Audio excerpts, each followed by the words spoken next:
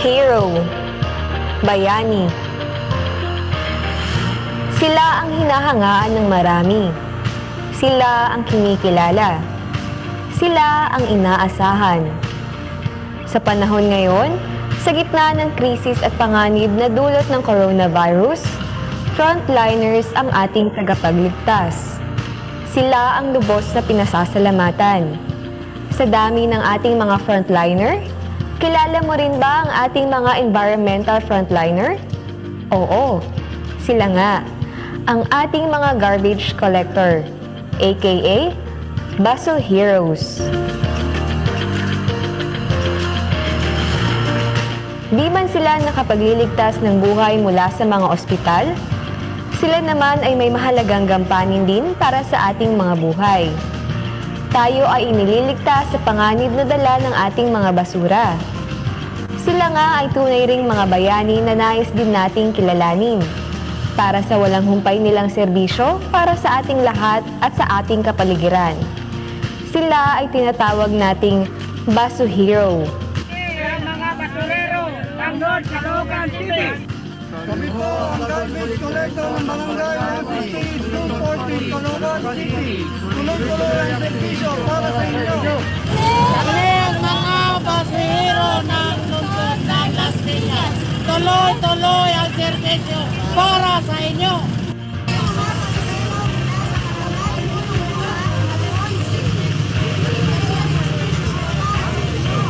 Kami po ang mga basurero. Kami ang mga basurero. Kami ang mga basurero. Kami ang mga basurero na mula sa Mandaluyong City. Para sa inyo.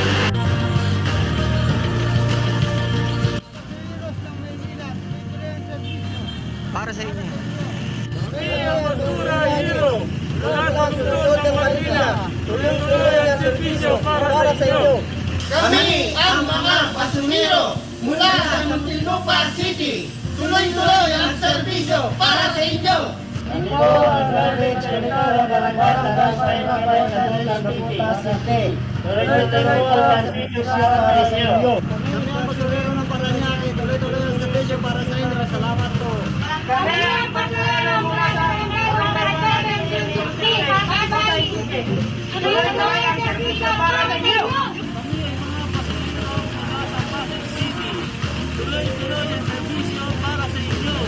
Ang basurero mula sa Pateros, tuloy-tuloy ang serbisyo para sa inyo.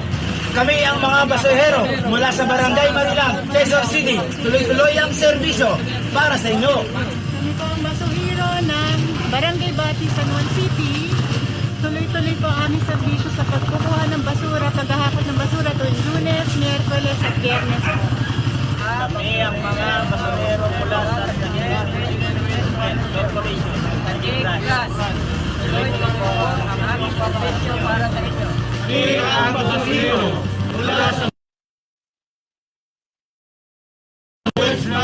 Division of Kalikasang City. Tuloy-tuloy ang serbisyo para sa inyo. Para sa lahat ng Baso Heroes dito sa National Capital Region, taos puso po kaming nagpapasalamat sa inyo.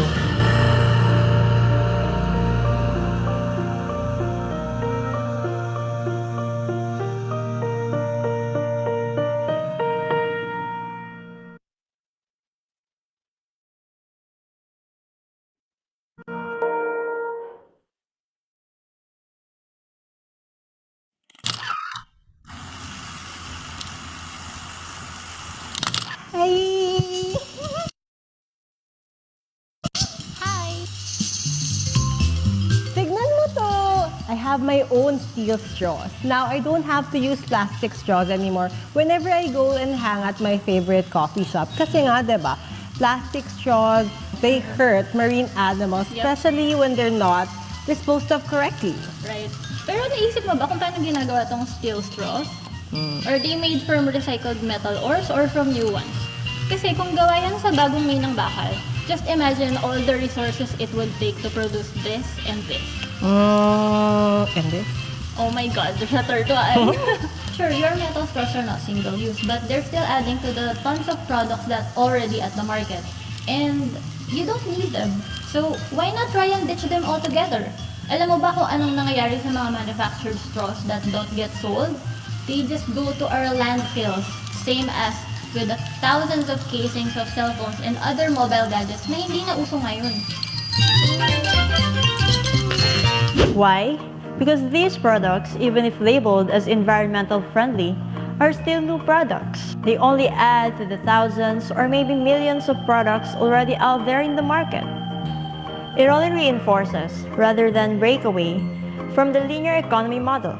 Linear economy. Para makagawa ng isang produkto, we have to take or extract raw materials from nature. Then, process and make a product out of raw materials and send it to the market to be bought by consumers. After its use, consumers then dispose the product, filling up our landfills. Hey, Fred! Look at my new water bottle and cutlery.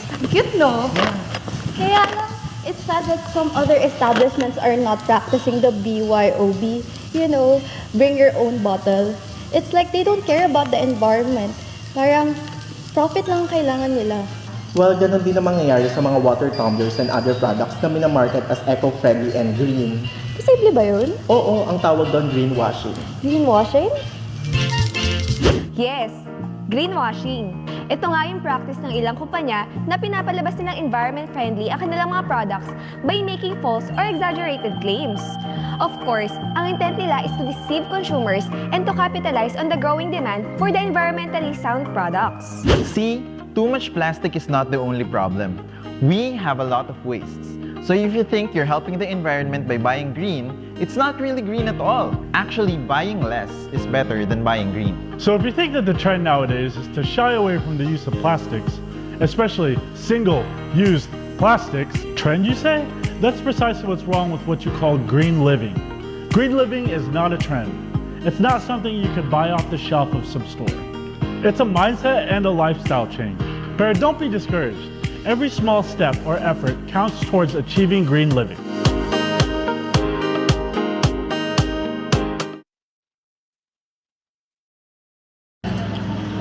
May gusto akong sabihin. This relationship is not working. It's not good for me, my friends, and for my family. Kaya, I'm breaking up with you. It's not me, it's you. I'm sorry. Naalala mo ba I became dependent on you? Lagi kang nandyan para sa akin.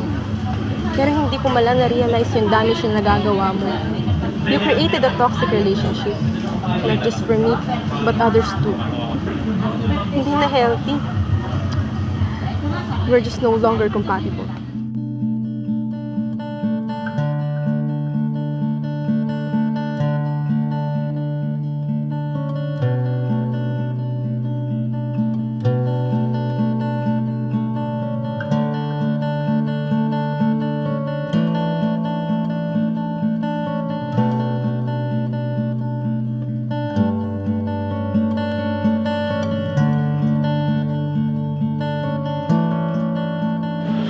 Also, may gusto akong sabihin sa'yo. I met someone else. With this. I became stronger because of this. Pinarealize na sa akin na ang relasyon ay hindi dapat nakadepende lang sa isa't isa, but also for the sake of others. We just created a healthy relationship. We are just compatible.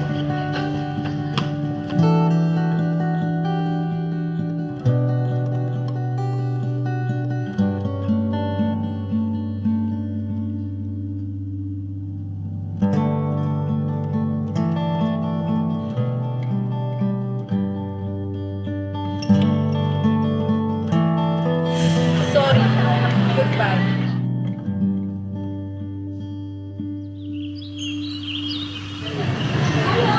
Excuse me.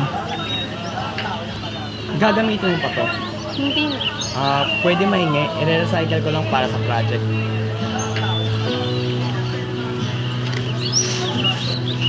By the way, I'm Anton.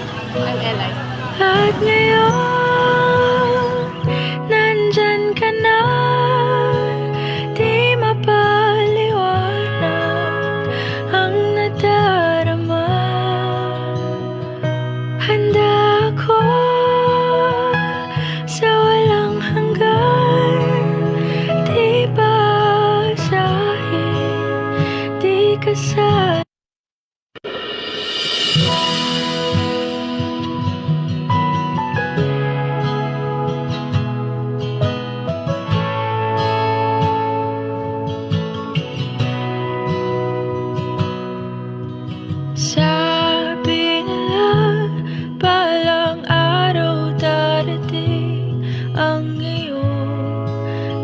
tanging hindi hiling. At nung dumating ang aking panalangin ay hindi na maikupli ang pag-asang nahanap ko sa iyong mga mata at ang takot kung sakali mang ika'y mawala.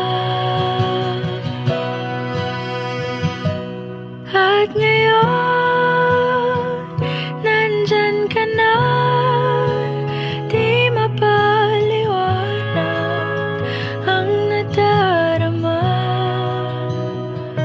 Handa ako sa walang hanggan, di basahin, di ka sasaktan. Mula noon hanggang ngayon, ikaw at ako.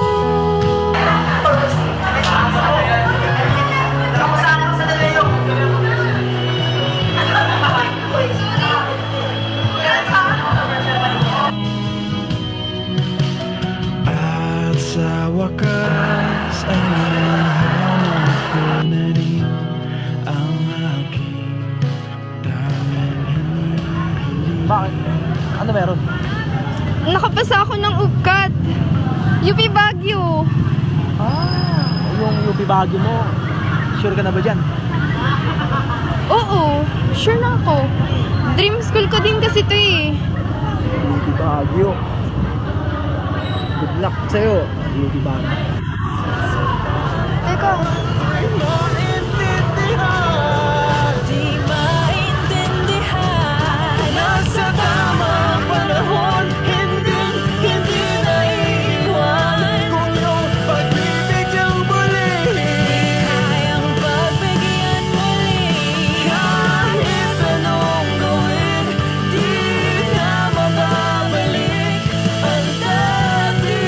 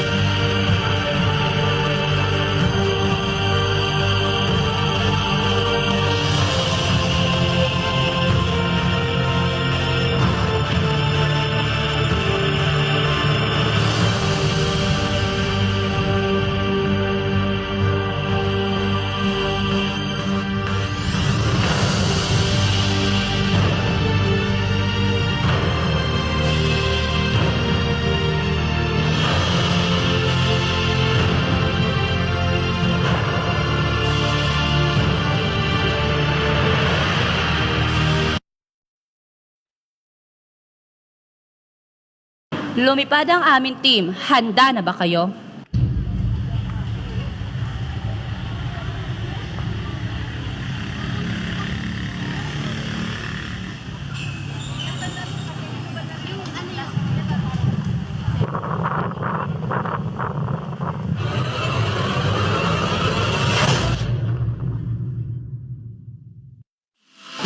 Polytechnic University of the Philippines ang ating sintang paaralan.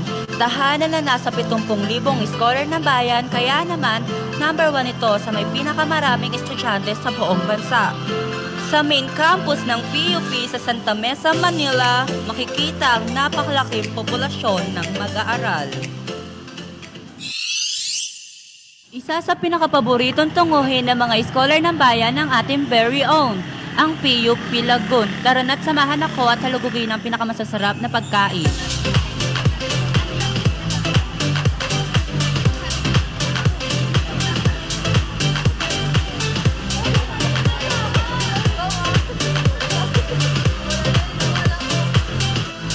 Sa Lagoon ay kung saan makakabili ng mga mura at masasarap na pagkain.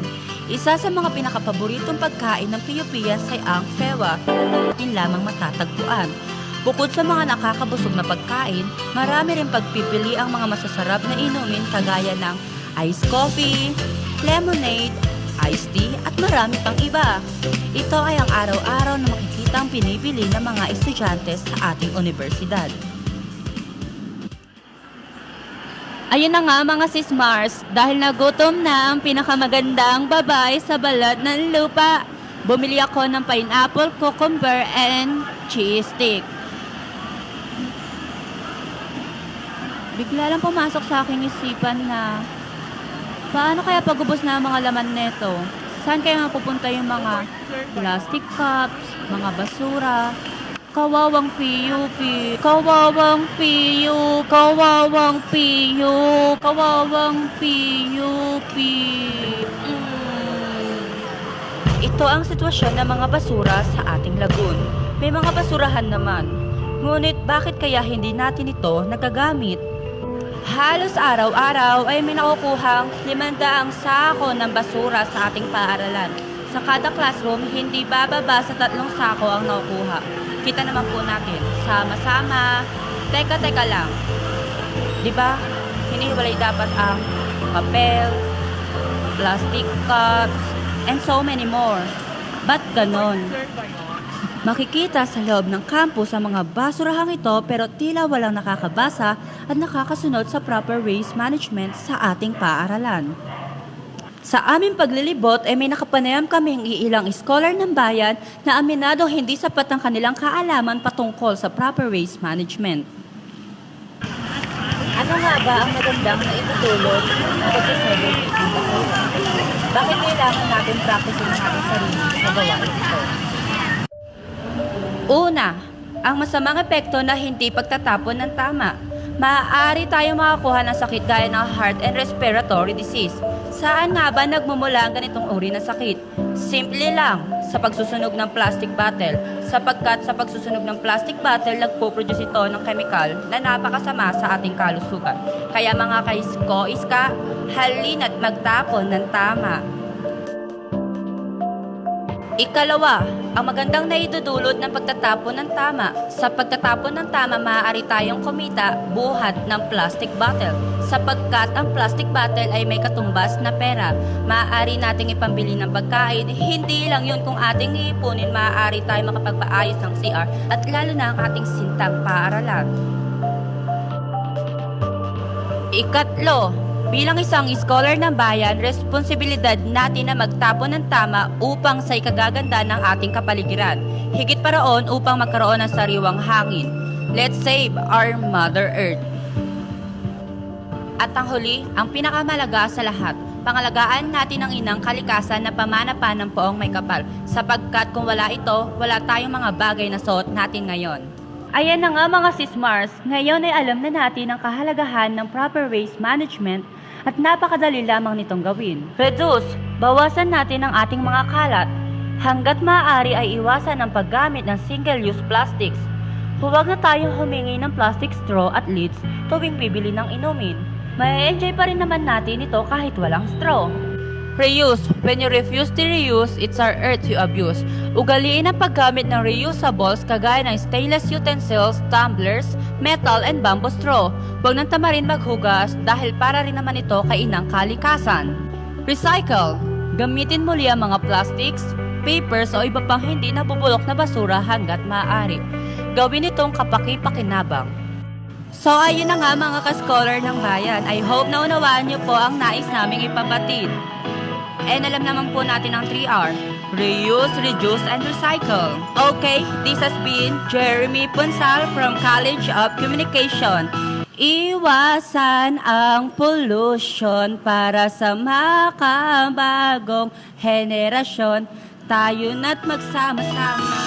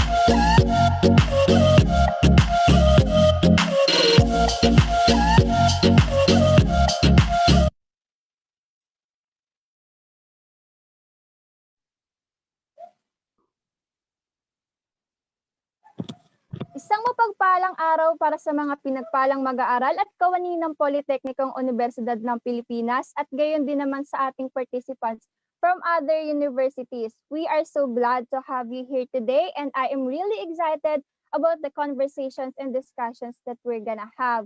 And it is really a great pleasure for me to be your host for today's webinar.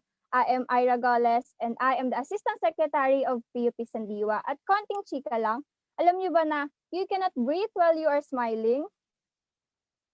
Ayan, ginawa mo ba? Syempre, joke lang. That is possible. I just want you to start this day with a smile at ngayong nakangiti ka na, I hope that it will help you to be somehow physically and mentally ready for the discussions that we're about to have. Pero ngayon, let us first take a quiet moment for the invocation prayer and afterwards take pride as we sing the Philippine National Anthem.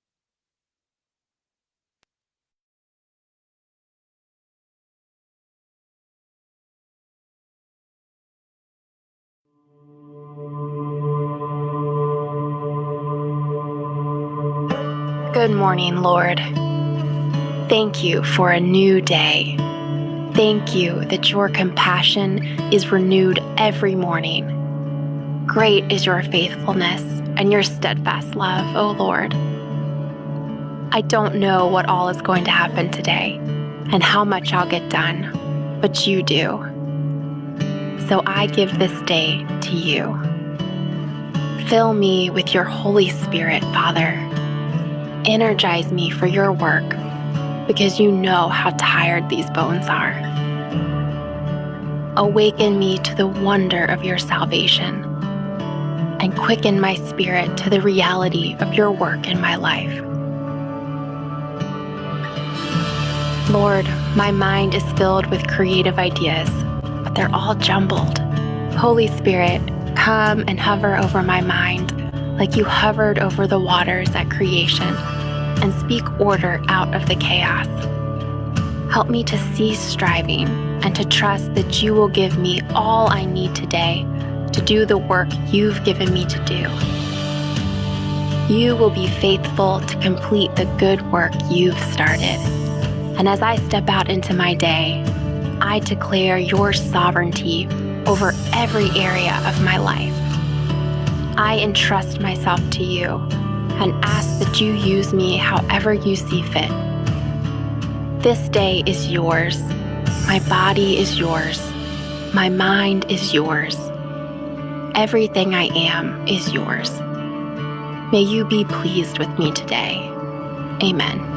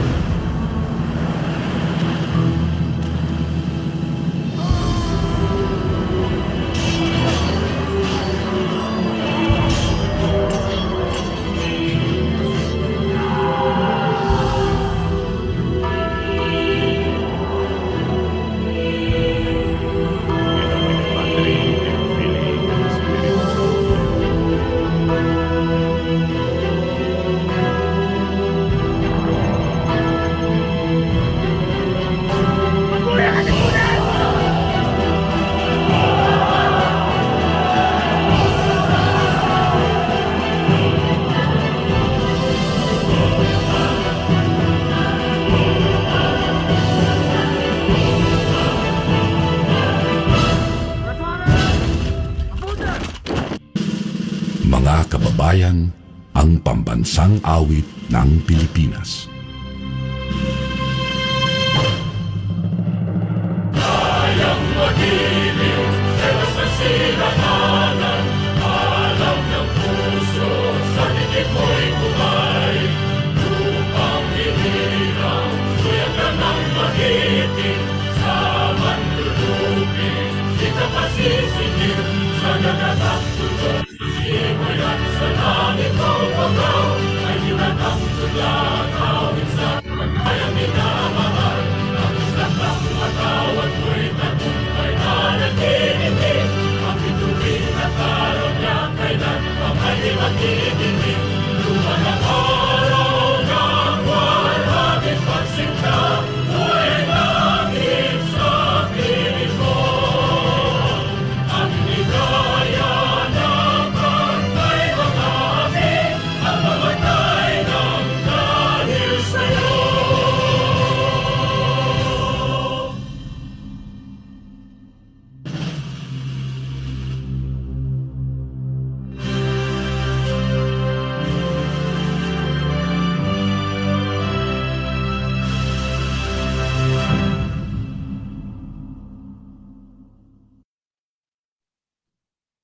Today is a lovely, lovely Sunday indeed at muli magandang umaga po sa ating 4.5K online viewers. Ayan, sabihin nyo salamat PUP-NSTP.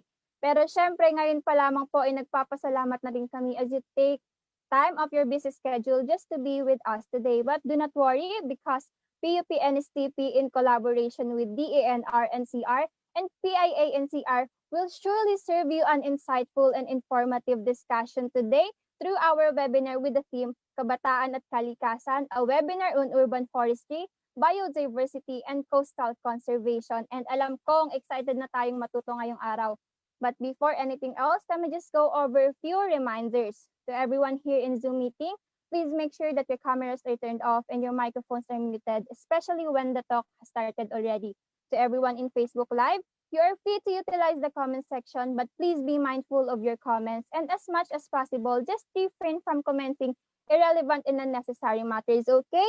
But of course, we highly encourage you to ask questions even during the discussions, and we would really appreciate it if you would take some time to leave your insights and your takeaways in our comment section.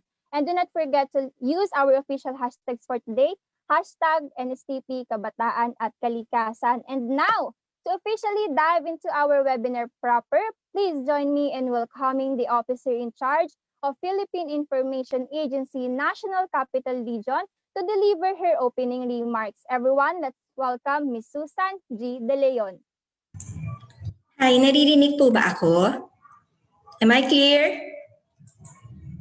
Loud and clear, ma'am. Okay. A blessed Sunday morning to everyone. PUP President Dr. Manuel Muhi, sir. PUP National Service Training Program Director Dr. Revelina Hacalbia. Esteemed speakers from the DENR-NCR. And of course, ang mga matatalino, masisipag at responsableng estudyante ng PUP. Meron pa bang nakalimutang adjective? Idagdag na natin yung magaganda at gwapo. Welcome po sa ating webinar on Urban Forestry, Diversity, and Coastal Preservation. Kami po sa Philippine Information Agency, in behalf of our Director General Ramon Kualuping, ay nagagalak na maging kabalikat ng aktibidad na ito kahit sa maliit na paraan lamang. Layunin ng webinar na makapaghatid ng tama at napapanahong mga impormasyon at kaalaman kung paano natin mapapangalagaan ang kalikasan, particular ang mga natitirang urban forests dito sa Metro Manila, gayon din ang mga coastal areas dito sa kalungsuran. Batid po naming hindi ito ang unang aktibidad na isinagawa ng inyong paaralan para isulong ang environmental protection. Kailan lamang si DENR-NCR Director Jacqueline Caancan at PUP President Muhi ay lumagda ng isang Memorandum of Agreement para sa Environment and Natural Resources Ambassador Project, kung saan magtatalaga ng mga qualified PUP students upang maging kinatawan ng kalikasan at kapaligiran na siyang tutulong upang palaganapin ang information, education at communication campaign ng DNR. Ngayong araw, mapalad po tayo na pinaunlakan ng DENR-NCR sa pamamagitan ni Director Kaangkan na magpadala ng 2 magigiting na tagapagsalita na may lubos at tamang kaalaman sa mga paksang ating tatalakayin. Sa mga kalahok ng webinar na ito, hangad namin na higit pang madagdagan ang inyong kaalaman nang sa gayon magamit ninyo ito sa pangangalaga ng ating kalikasan at kapaligiran. Muli po, welcome at isang makakalikasang umaga sa ating lahat.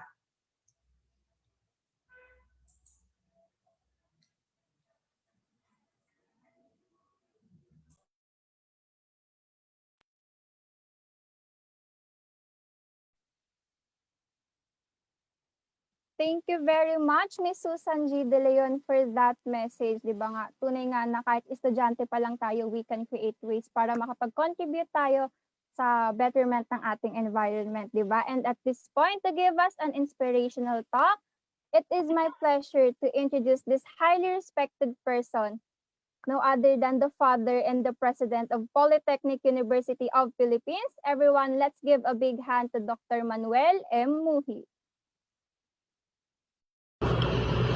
Magandang umaga po sa ating lahat. Happy Sunday. Sa ating mga participants sa webinar na ito, mapa-estudyante man o faculty member, welcome po sa ating webinar ngayong linggo. Nitong mga nakaraang araw, nung nanonood ako ng news, ay napakaraming balita tungkol sa environment. Di ba may parating ho ngayong bagyo, si Auring? Good news naman ho dahil ito ay humina bago siya maglandfall kahapon, pero isa pa rin itong force of nature. At syempre kailangan pa rin pong paghandaan lalo pa nung mga direktang tatamaan ng bagyo. Tapos yung nangyayari po ngayon sa Texas, USA, kahit po kilo-kilometro ang layo sa atin, ay marami pa rin pong apektado at nakakabahala pa rin po, lalo na po kung kayo po ay merong mga kamag-anak na nakatira sa Texas, no?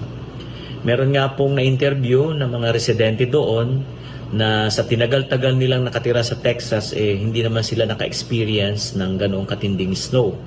Pero nitong nakaraang linggo ay bumulaga sa kanila ang halos mga 2 feet na snow. Sabi nga po ay thick blanket of snow ng mga news outlets sa ibang bansa. Itong mga nangyayari sa atin ngayon, sa tingin ko ay cry for help na ni Mother Nature. Kaya naman noong nalaman kong may ganito tayong webinar, ay talaga naman natuwa ako dahil meron tayong energy na i-appreciate at talo pang maintindihan hindi lamang ang climate change, pati yung iba't ibang aspeto na bumubuo sa ating mundo. Tulad ng forestry, biodiversity, at ang ating coastal zones, no? Sa ating po mga speakers, kay Ma'am Aleine Marie Miranda at kay Mr. Justin Ramos from the Department of Natural Resources, thank you very much po sa paglalaan ninyo ng oras para sa PUP community para lalo pang mas maintindihan at mapangalagaan ang ating kalikasan. Sa tuwing may ganitong topic about environmental protection and preservation, lagi kong naalala ang kantang Masdan Mo ang Kapaligiran that was composed by Lolit Carbon ng bandang Asin. No? Marahil ang iba sa inyo ay hindi na ito napakinggan dahil ito ay mga late 70s sumikat. Pero para sa akin ay wala po itong pinipiling panahon dahil ito po ay tungkol sa pangangalaga ng kalikasan. Hindi po lang ito pang millennial, ito po ay para sa ating lahat. Ako po ay isang millennial, no? Feeling millennial. Let me quote it, no? Bakit hindi natin pag-isipan ang nangyayari sa ating kapaligiran? Hindi na masama ang pagunlad kung hindi nakakasira ng kalikasan. Darating ang panahon, ang mga ibong gala ay wala nang madadapuan. Masdan mo ang punong dati ay kay tatag, ngayon namamatay dahil sa ating kalokohan. Lahat ng bagay na narito sa lupa, biyayang galing sa Diyos kahit nung ika'y wala pa. Ingatan natin at huwag nang sirain pa, pagkat pag kanyang binawi, tayo'y mawawala na.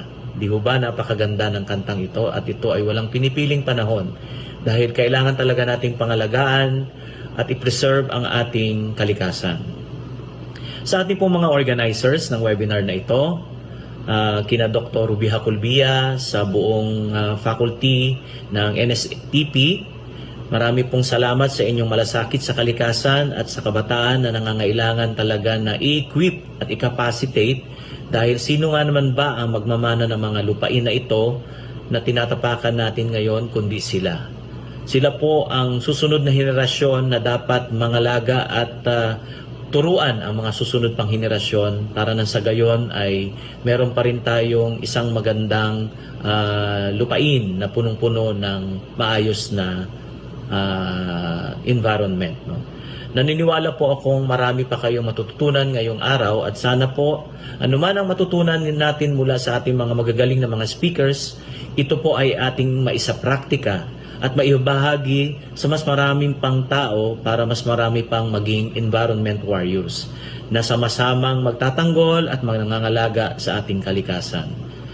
Para sa ating sintang paralan, para sa ating bayan. Muli, maraming salamat at mabuhay po tayong lahat. God bless us all. Thank you.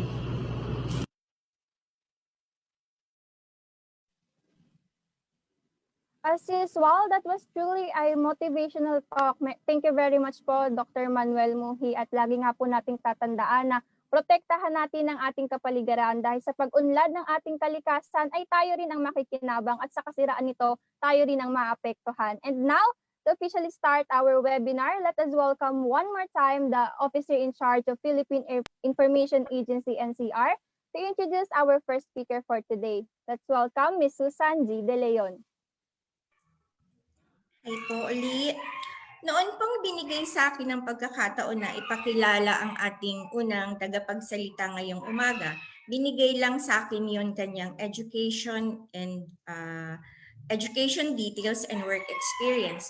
But I want to know her more. So ipagpaumanhin mo po, Madam Speaker, kung nakisilip ako sa iyong Facebook account. At sa silip ko sa Facebook account niya, natagpuan ko na meron kaming isang common friend. But isang post po ang humukaw ng aking atensyon. Sinabi niya po sa kanyang post na isa sa haligi ng governance ay ang economic governance. Sabi niya po doon, it is the decision-making process that affects countries' economic activities. And what are the implications of this type of governance? Issues on equity, poverty, and quality of life. Sinabi din po niya na absence of good governance is the primary reason why third world countries continue to fail efforts on poverty reduction and quest for economic and human development, moreover, the environment. This, for me, reflects her conviction to stand up for what is right. Dahil ang pamamahala po ay di lamang para sa opisyal ng pamahalaan. Bawat isa sa atin ay may responsibilidad na pangalagaan ang likas na yaman na kaloob sa atin ng Panginoon. Ladies and gentlemen, our first speaker took up BS Forestry, major in social forestry at the UP Los Baños. Mayroon din po siyang Master in Public Administration, major in Organization Studies from the University of the Philippines, Diliman. Currently, she is Forester 3, Production Forest Management Section, Conservation and Development Division ng DENR-NCR. Ladies and gentlemen, let us welcome Ms. Aleine Marie J. Miranda. Yeah, thank you very much, Ma'am Susan. Thank you very much, PUP, for hosting this wonderful and very magandang avenue for learning, most especially for the students of PUP and everybody, because this is on Facebook Live, right? Okay. So again, let me greet everyone ng isang napakaganda at makakalikasang umaga.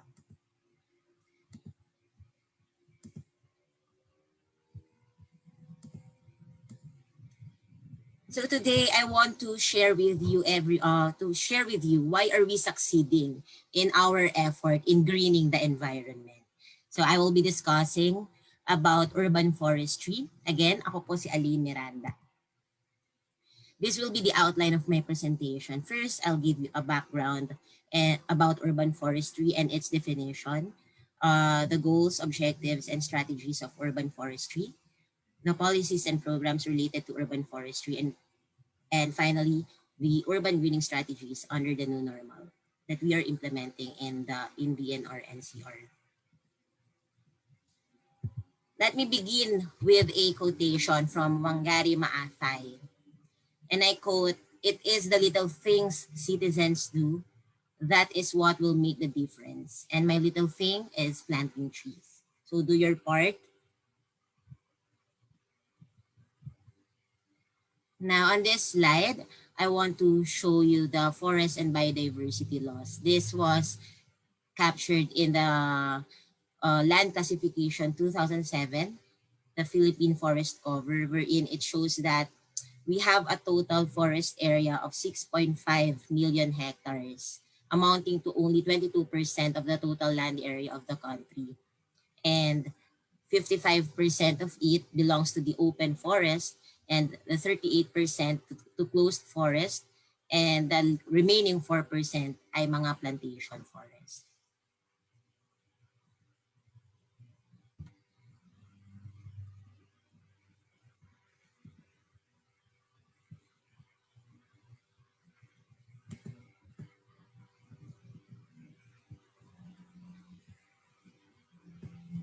Ayan.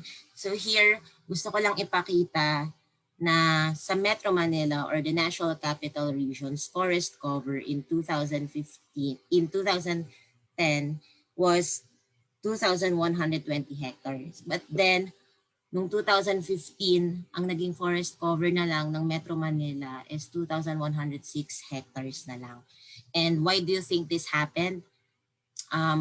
Because of the major programs, especially the build infrastructure development, and undermining our target of making the environment green. Nakakalimutan na kung paano isasabay yung pag-green na environment sa sobrang focus into urbanizing the city.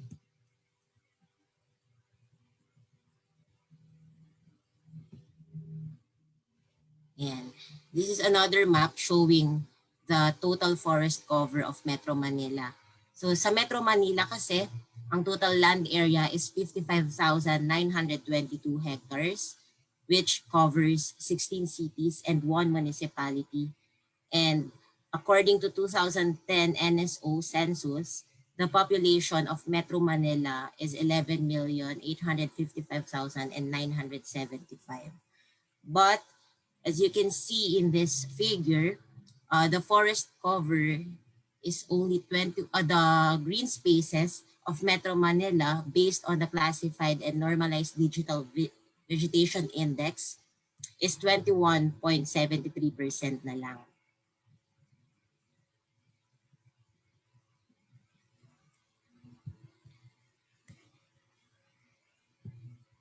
According to the World Health Organization, ang required green space per individual is 9.5 square meter per capita.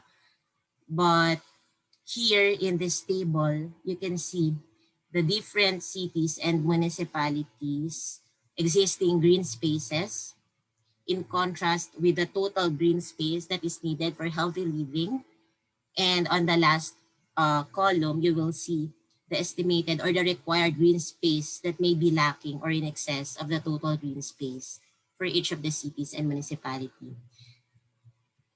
In this table also, you will see that the Muntinlupa city has the greatest green space. Malaki kasi yung mga dinevote nilang lands because they have really a large portion na pwedeng i-green, pwedeng mag-establish ng mga green spaces, and yon nila landscape nila yon. Again, this is just a tabular form naman showing the area in contrast to green spaces. Now, why do you think nagkaroon ng ganito, the urbanization and impacts to urban environment? First, because of conversion of land into urban environments. Madaming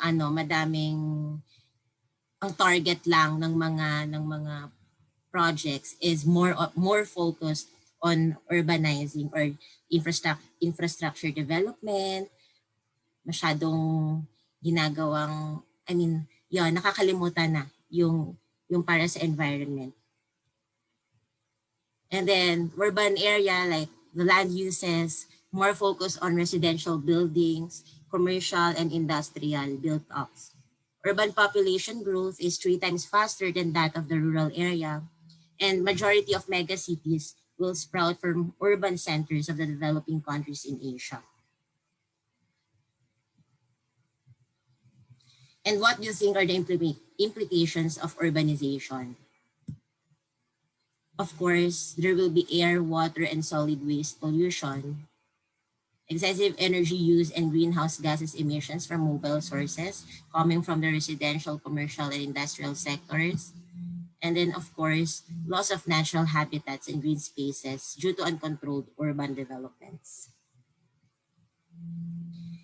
Also, loss of greenery has these consequences: extremely deteriorated air quality, higher temperatures, increased greenhouse gases, global warming, intense noise level, and greater psychological stress. Kaya nga nitong pandemic, nung nag-lockdown, marami ang naging plantitas and plantitas because the pandemic has really brought majority of the population to stress, sobra silang na-depressed. Kaya marami ang nag-resort to taking care of plants because this in a way ay nakapagpaganda ng kanilang mood or ng kanilang outlook in life. Now, what should we do to lessen these impacts to environment? First, we have to harmonize development and environmental conservation. We should have a balanced development with nature. So if we have this build program, we should not forget to plant. And then integrate greeneries, green spaces, or urban forestry in the development. Now, what is urban forestry? First, gusto ko lang ipakita that we have a 1990 Master Plan for Forestry Development and 2016 Philippine Master Plan for Climate Resilient Forestry Development. So we are not just doing things. We are basing this according to a plan because, diba, we all know that we should have a concrete plan before we implement any activities para at least ma-prevent natin kung ano man yung mga issues or problems that we might encounter. The 1990 Master Plan for Forestry Development is the first Philippine Master Plan for forestry development.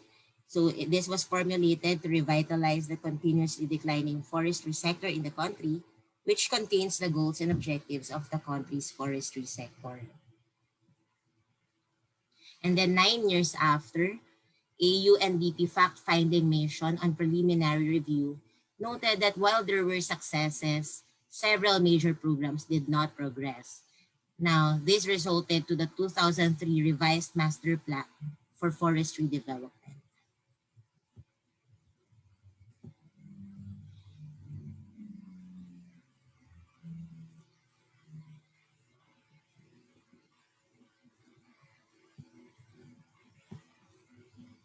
The 2016 Philippine Master Plan for Climate Resilient Forestry Development naman is more on a climate-proof forestry master plan, which includes the increasing carbon stocks, increasing carbon sequestration, ecosystem stability promotion, promoting livelihood and food security, reducing net emission of greenhouse gases from natural forests, and aligning land uses to minimize externalities. So mas madami yung naging scope ng master plan na ito, because it focuses more on the climate resilience. Because, climate, we are already feeling or experiencing the climate changes. So now let me define what is urban forestry. According to the master plan of the forest development, urban forestry is a forest park, a nature center, a boulevard lined with trees or flowering plants or even coconuts, a street with trees and other green plants in the islands or sidewalks, a vacant lot planted to trees and other green plants, a school or hospital or a factory yard with trees. In short, urban forestry is a greening movement, a people-oriented forestry designed to raise the quality of environment of the people in urban centers. Also, another definition of urban forestry from the Climate Resilient Forestry Development Plan is that it refers to the development of forest park, green belts, nature, center or roadside planting, including the planting of trees and ornamental in vacant lots. So in short, urban forestry is any greening activity that we do in any open space in the cities. So kasi alam naman natin that we have really a limited space in Metro Manila. That is why what we do is plant wherever it is available, like in the roof decks, on top of the buildings, sidewalks, or mga highways. Now, what is the goal of this urban forestry? Primarily, the goal of urban forestry is to rehabilitate the environment in urban centers and to attain active practice of urban forestry in cities and towns. Normally kasi, ang nagiging focus natin when we live in the cities or when we reside in the cities is that the focus is more on development. What we do is the fastest way to get into to the office. That is why we are more inclined to making highways, which is okay din naman because diba, we are all affected by that. But we should not forget the impacts of this infrastructure to the environment. That is why it's really relevant to integrate the greening component in every development projects. The objectives of this is to establish tree strips and forest parks to help in reducing air, noise, and site pollution, and in improving air temperature in urban area, and to attain a tree-to-person ratio of 1:4, and to contribute to physiological well-being of urban residents. So, majority of us here lives in Metro Manila, and we are really experiencing the heat, yung air pollution, the noise pollution, and even site pollution. So I guess we all know here that the benefits of greening the environment. When we see greeneries, when we see green buildings, diba, parang it relaxes our eyes, our mood.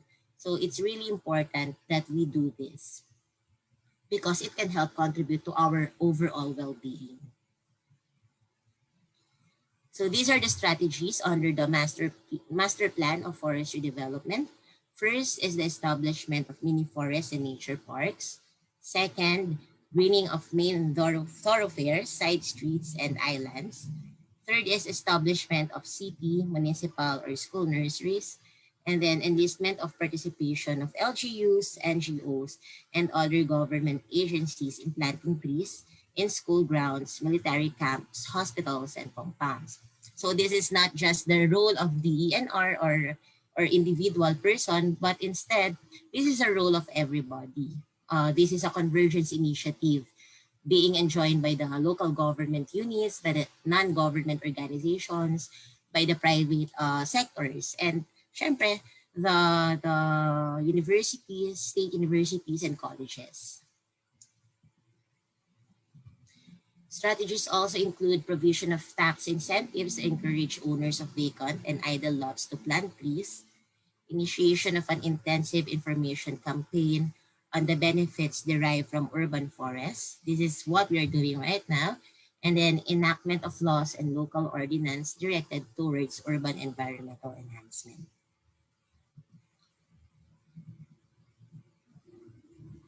In the Climate Resilient Master Plan naman, the strategies include that the LGUs have the mandate under the local government code to establish tree parks, green belts, and similar forest development projects.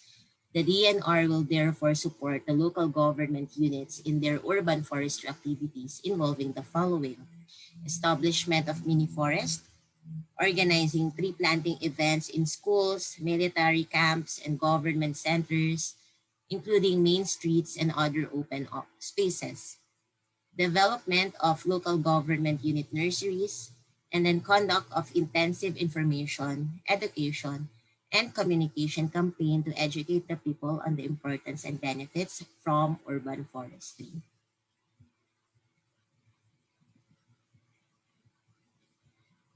Ayan. So, syempre, we should be guided by laws and policies in the implementation of urban forestry. There are many policies related to urban forestry, but I will mention just two of the policies, which is number one is PD 1153. This was dated in 1976, May 1976. This is a tree planting decree to support the tree planting, the initiative of the government under the Marcos administration. This requires all able-bodied Filipinos 10 years old and above to plant a tree per month for 5 consecutive years. And then there will be certificates of planting and survival. So you see, since 1970s, ito na yung naging initiative or program of the government.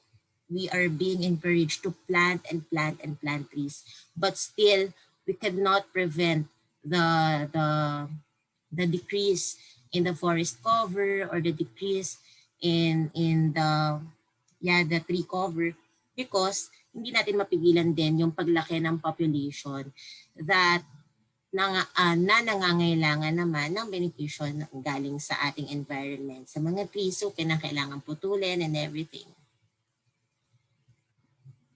Another policy is PD 953. This is also during the Marcos administration, which is the greening of private lands, including residential subdivisions.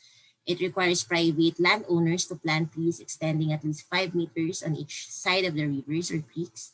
The developers or owners of residential subdivisions and commercial or industrial lots to set aside 30% of total area as open spaces for parks and recreational areas. So as you can notice, in every subdivision, in any private subdivision, there are at least 30% allotted for open spaces or parks and recreational areas. So minemaintain dapat yon ng kanilang homeowners association. And then it penalizes, PD 953 penalizes unauthorized cutting, destruction, or injury inflicted on naturally growing or planted trees or vegetation in any public places. So if anyone notices any cutting activity without a permit, again, be mindful that this is against the law. Every cutting or kahit pruning or transplanting of trees should have a permit as well. Now, who implements this activity?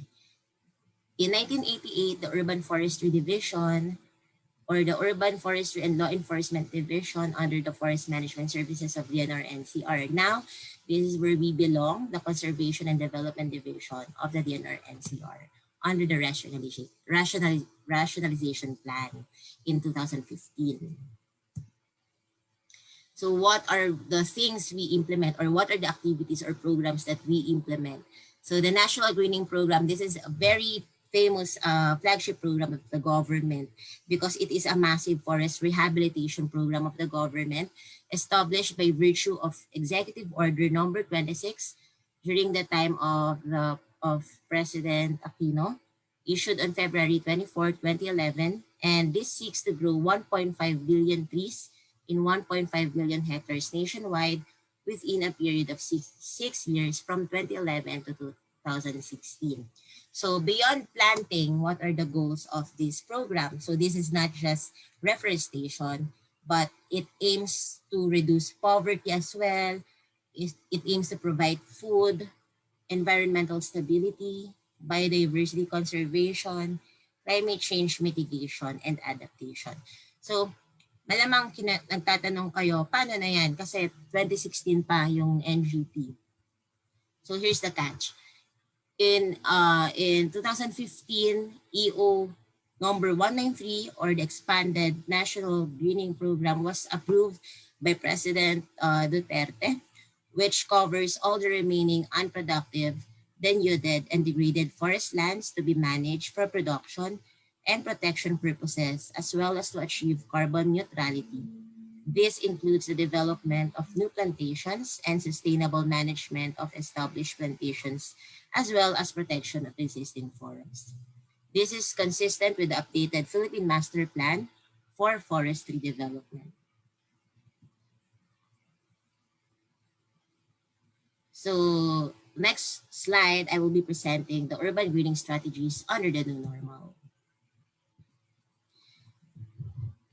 So before kasi ang naging practice is that people plant by convenience. Kung saan malapit, doon lang sila magtatanim without knowing the appropriate species to be planted.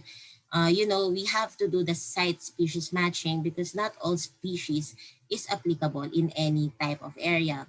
Minsan hindi siya nag-grow or minsan nagiging parasite siya dun sa mga existing stand. Another old normal in planting tree is the strong bias towards the use of exotic species. So people resort to planting exotic species because it is fast growing. Tayo kasi pag nakita lang natin na, tumutubo na siya, okay na siya, magiging green na yung environment. No, that is not a good practice. Well, the intention is good, but we have to correct it because exotic species may affect the existing stand, as I said earlier. It may be a parasite to the existing stand. It may result to loss of the biodiversity. Kasi syempre, may mga original na nakatanim doon and doon talaga nakatira yung ating mga insects or animals. But then if we plant exotic species in that area, then maaari na mawala yung biodiversity doon. Plant choice is biased on commercial traits. So we are also looking at it commercially. Kung meron tayong future intention to harvest these kind of trees, yun yung tinatanim ng mga tao kadalasan. Because titignan nila yung economic value, not just the environmental value of it. And then it lacks ecological consideration. Plant now, buy now, and plant and forget. Yan yung nangyayari when we are doing the planting activities, lalo na sa mga ibang institution. Magtatanim sa malalayong area, then nakakalimutan na paano ba yun i-maintain, sino mag-maintain nun. So it's really important that we plant and maintain what we have planted.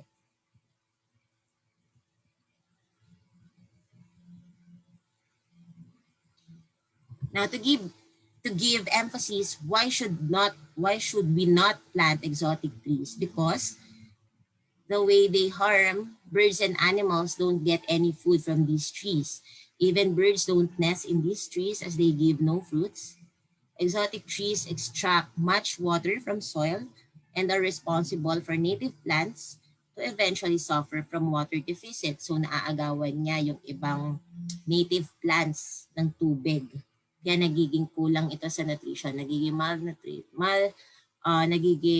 ng malnutrition yung mga native plants na aagawan ng exotic species.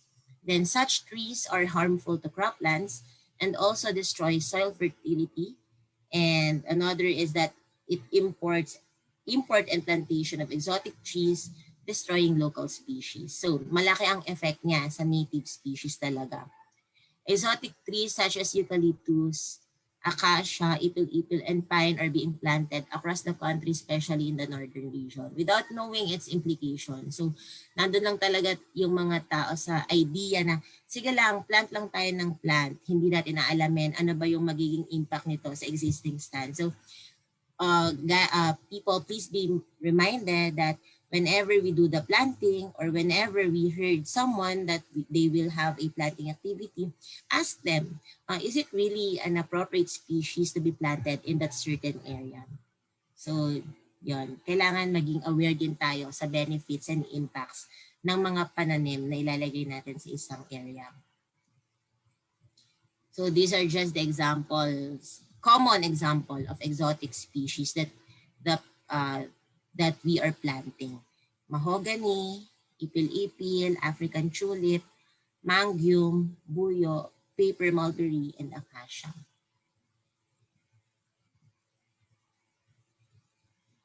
Ayan. So, ito yung example ng old normal in planting trees. They plant and forget. So, these are students na nagtanim syempre sa malayong area because this ni-require ng school na magkaroon ng tree planting activity. Pero later, ang mangyayari, pagkatanim nila, iwanan na lang syempre. Sino magme-maintain nito? Wala na rin because wala namang makaka-directly benefit kasi hindi nila yan na-feel sa ngayon. And then also look at the picture, yung mga plastic na ginamit in the seedlings, naiiwan na lang din yan ng mga previous planting activities.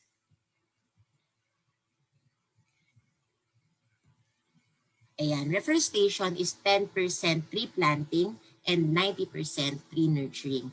Let me give an emphasis on this na sinasabi nga 10% lang ang pagtatanim when your goal is reforestation and 90% ay yung pangangalaga ng mga tinanim mo. So again, kung may nakita na kayong existing stand or existing plantation or forest, as much as possible, kung hindi naman talaga kailangang putulin, ay huwag putulin. Kahit yung mga nasa loob lang ng mga bahay-bahay nyo, ng compounding nyo, huwag nyo na lang putulin. Kasi mas madali ang mga laga ng mga existing na, kumbaga na harden off na sila, mahirap na silang basta mamatay unless pipilitin yung pagkamatay ng mga puno na yon compared to magtatanim ka pa lang. Because alam naman natin na ang hirap-hirap magpatubo ng mga halaman.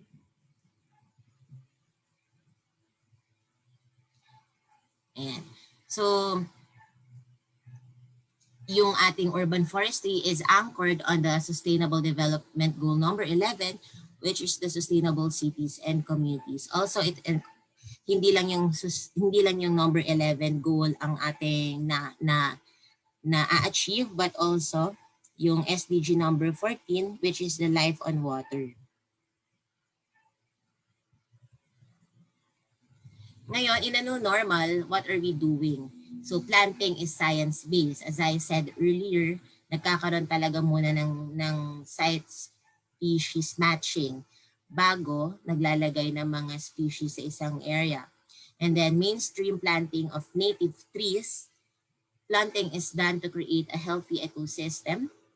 Ecology should be the primary consideration. Application of silvicultural knowledge. And then plant and nurture above all.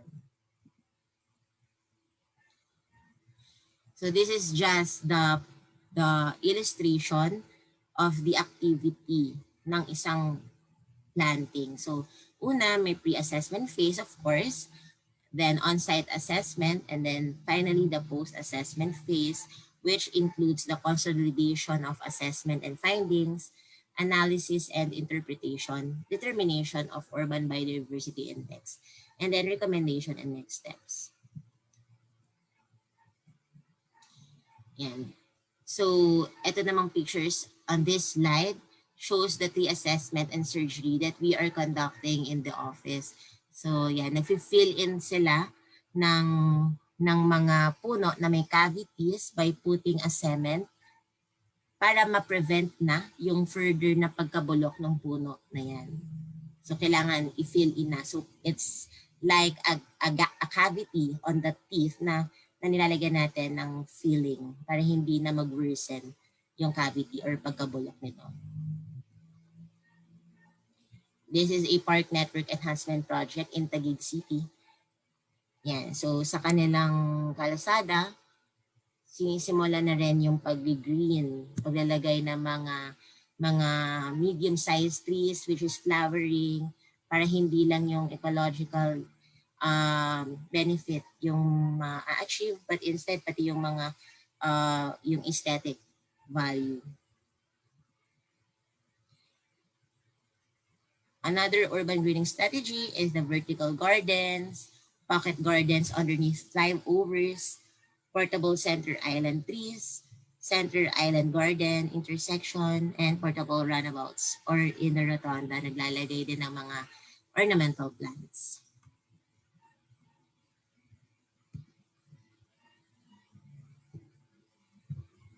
And so also we have this strategy which yung mga rivers, yung mga creeks ay nila landscape, tinataniman na rin. Syempre, while doing the cleaning din. Now down to this last slide, let me share with you again a quotation, which is, the best time to plant a tree was 20 years ago, and the second best time is now. So please, students and everybody, do your part in making the environment clean and green. Plant a tree now, and of course, nurture it. Ayan lang for this morning. Thank you very much.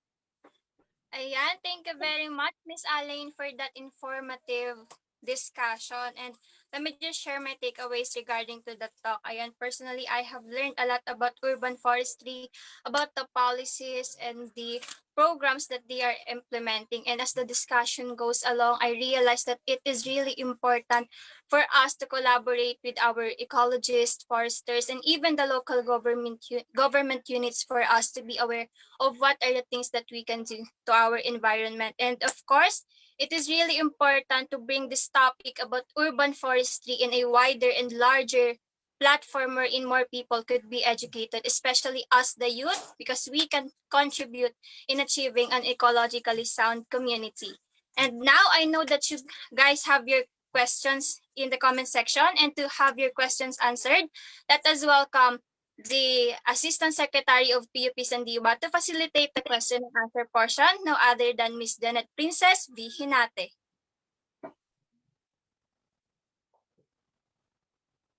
Good morning, everyone.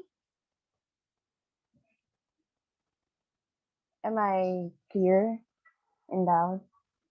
Can you hear me? Yes. Thank you. Good morning, everyone. I am Janet Princess Inate, the Secretary of PUP Sandiwa, and I'm here to facilitate the question and answer portion of today's webinar. But before we proceed, tanungin muna natin sandali ang ating resource speaker, Ma'am Aleine.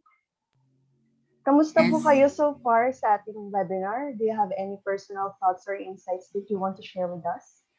Okay naman. I'd just like to thank PUP and of course you guys for organizing this wonderful event.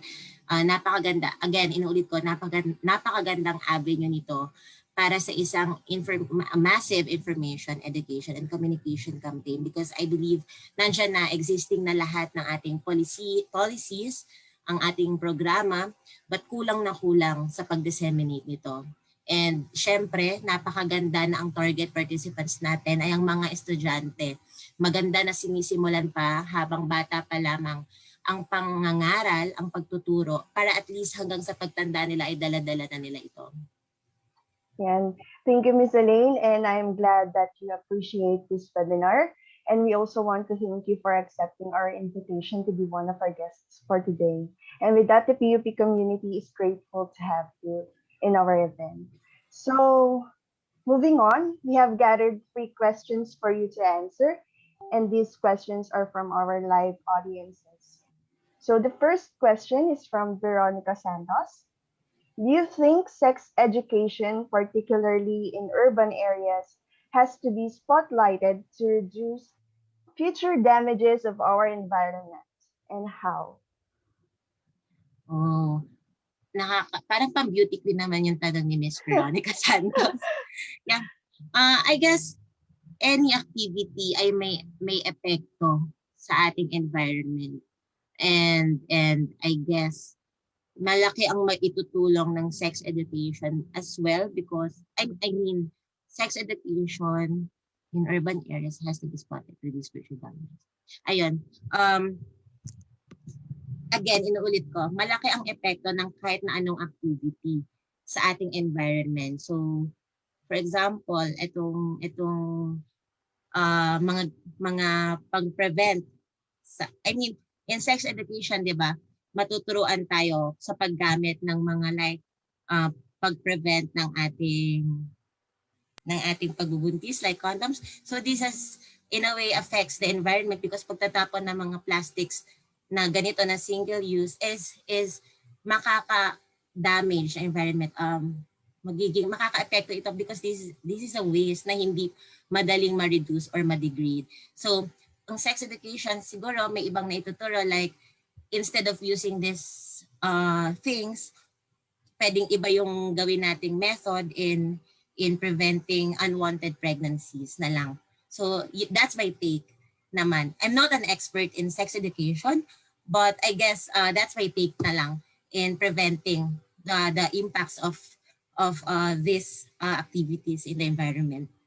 So the highlight is about the waste na naipoproduce as the population grows. So, in the second question naman po, can you suggest or recommend specific plants or trees that we can put within our backyards? From Jerome Salas. Kasi kanina po, di ba, meron po tayong issue about the old ways or the traditional normal planting na kung saan may mga exotic plants na plant na lang na basta-basta sa backyard, not knowing the impact. So, meron po ba kayong masasuggest na specific? Hi, Jerome. Sige, for backyard planting naman, you can use ornamental plants because, di ba, these are potted naman normally or this is placed in a small portion of the lot and pwede kang gumamit ng mga nagfa-flower na ornamental plants, pwedeng mga snake plants. So, yon for a beginner, mabilis na rin itong alagaan and hindi siya masyadong nangangailangan ng everyday care like the other plants. So, water lang. And Sansevieria, snake plants, pwede rin tayo mag-alaga ng mga white angel, pandakaki. So if you want, you can request also in our office naman, just address your letter to the regional executive director. And as long as it is available, we can give you a number of plants, siguro up to 5.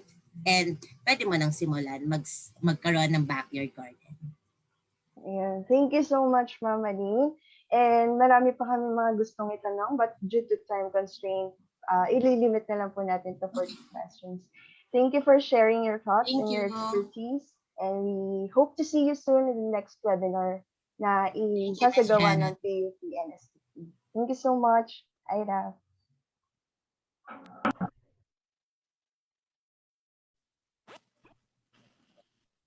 Ayan, thank you very much, Miss Ces and Miss Aleine, for that interactive question and answer portion. And ayan, let me just read some of the insights commented in our comment section.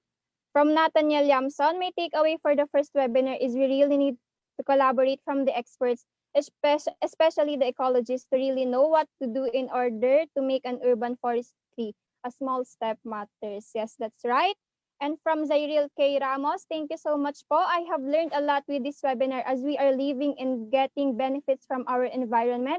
We must also do our part to preserve and take care of it. We must know how to preserve it, not just with what is convenient for us, but also with what we can do to make it certainly better. Remember that little things can do big for our environment. Yes, very well said. And again, maraming salamat po, Miss Aleine, for that discussion. And now, to award the certificate of recognition to our resource speaker, let us welcome the highly respected PUP-NSTP Director, Dr. Robilina B. Hacolbia. Thank you very much, Ira. Before I award the certificate of recognition, my takeaway from the lecture given earlier is that if you've noticed na nabanggit na we still have to plant about 1.5 billion trees in 1.5 million hectares. So in other words, marami pa pong pwedeng tamnan.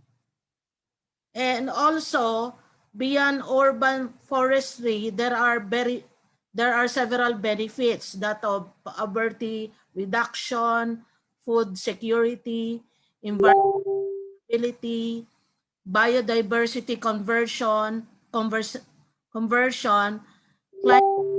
mitigation, and adaptation. At narinig din naman natin yung mga takeaways ng ating mga estudyante. So may I award this certificate of recognition. This certificate of recognition is hereby given to Miss Aleine Marie Miranda in grateful acknowledgement for her engagement and insightful academic contribution as resource speaker, imparting unparalleled knowledge and expertise in urban forestry and biodiversity conservation. During the webinar with the title Kabataan at Kalikasan, a webinar on urban forestry, biodiversity, and coastal conservation. Given this 21st day of February 2021 at the Polytechnic University of the Philippines, Santa Mesa, Manila. Sign, yours truly, Rovelina Biha Colbia, Director, PUP, National Service Training Program, and of course, our partner, Miss Susan G. De Leon, Officer in Charge, PIA-NCR. Salamat po, Miss Aleine. Natuto po yung mga bata. Maraming salamat po, Director.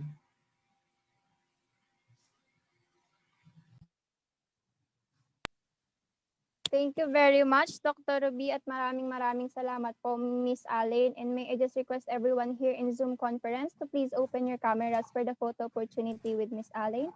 Thank you. Ready? Ready? 1, 2, 3. Smile. Okay, thank you so much. Back to you, Ira. Ayan, thank you very much po. Ayan, time check, 10:11 a.m. and we have 5.5K viewers na nanonood sa ating Facebook Live ngayong araw. Maraming salamat po dahil hindi nyo kami iniwan hanggang ngayon. Ayan, di ba? Pero ngayon, time out muna tayo sa discussion and let us jump together with our special guest for today.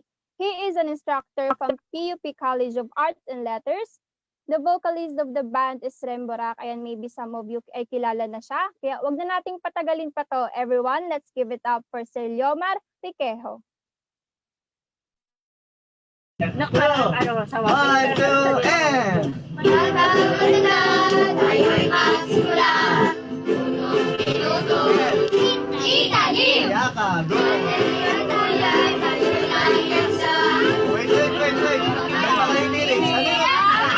Ang maliliit na hakbang, malayo ang mararating.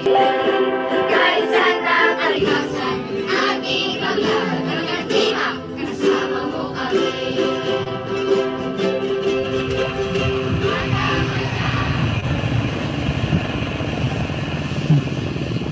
Gandang umaga po.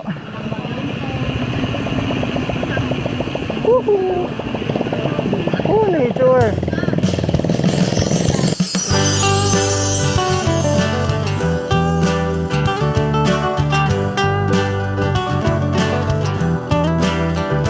Nandiyan ka pa, siguro naman iyong nadarama pagbabago sa klima, kahit hindi summer ay mainit. Sikat ng araw pumupunit, pumapaso, nakakasunog ng balat. Kailangan mong maintindihan, global warming ay di basta lang mawawala at matatapos. Kailangan mong kumilos, luluntian ang piliin mong kulay ng iyong paligid. Walang buhay dito sa mundo kung kalikasan ay mapapawi. Hangin, tubig, sangkalupa ay pangalagaang maigi. Tiyaking mananatili at aalayan ng pag-ibig. Luwalhati, luwalhati, kalikasan.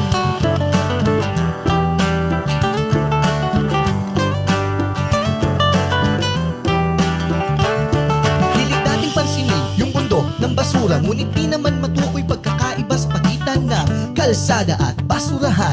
Tapon dito, tapon dyan, pag lumala magsisisihan. Mga plastic doon sa karagatan na pagkakamalang pagkain na mga pawikan at iba pang mga biyayang nilalang nagdudulot ng pinsala at kapahamakan. Ayaw mo ba ng malinis na hangin, na tubig at pagkain, likas na gamot sa pasakit? Huwag lang babaran ng problema, hanapin ang solusyon. Sa karamdaman ng mundo, mahalaga ang iyong desisyon. Tingnan mo siya, ating ina.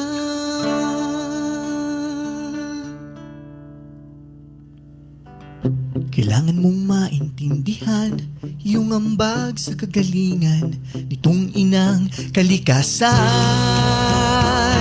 Halina't panindigan, luntian ang piliin mong kulay ng iyong paligid. Walang buhay dito sa mundo kung kalikasan ay mapapawi. Hangin, tubig, sangkalupa ay pangalagaan maigi. Tiyaking mananatili at aalayan ng pag-ibig. Asul na dagat, pangarapin mong tuluyang manatili. Himungkin mo ang iyong kapwa sa isang layuning natatangi. Pagmamahal at malasakit ay sikaping ibahagi. Ang lunas sa sakit nitong mundo ay mula sa iyong pinipili. Luwalhati, luwalhati, luwalhati, luwalhati, luwalhati, luwalhati. Kalikasan, kalikasan.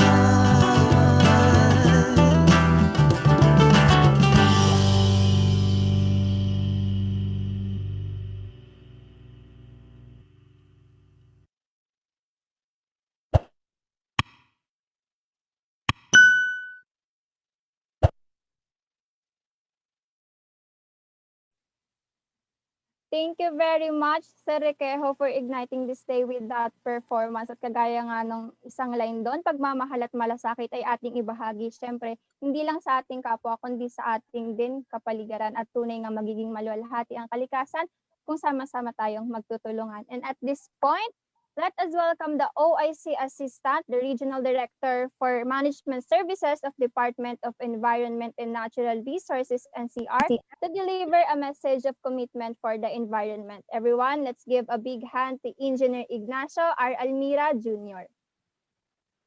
Magandang umaga sa ating lahat. Sa ating Officer in Charge ng Philippine Information Agency, NCR, kay Ma'am Susan De Leon.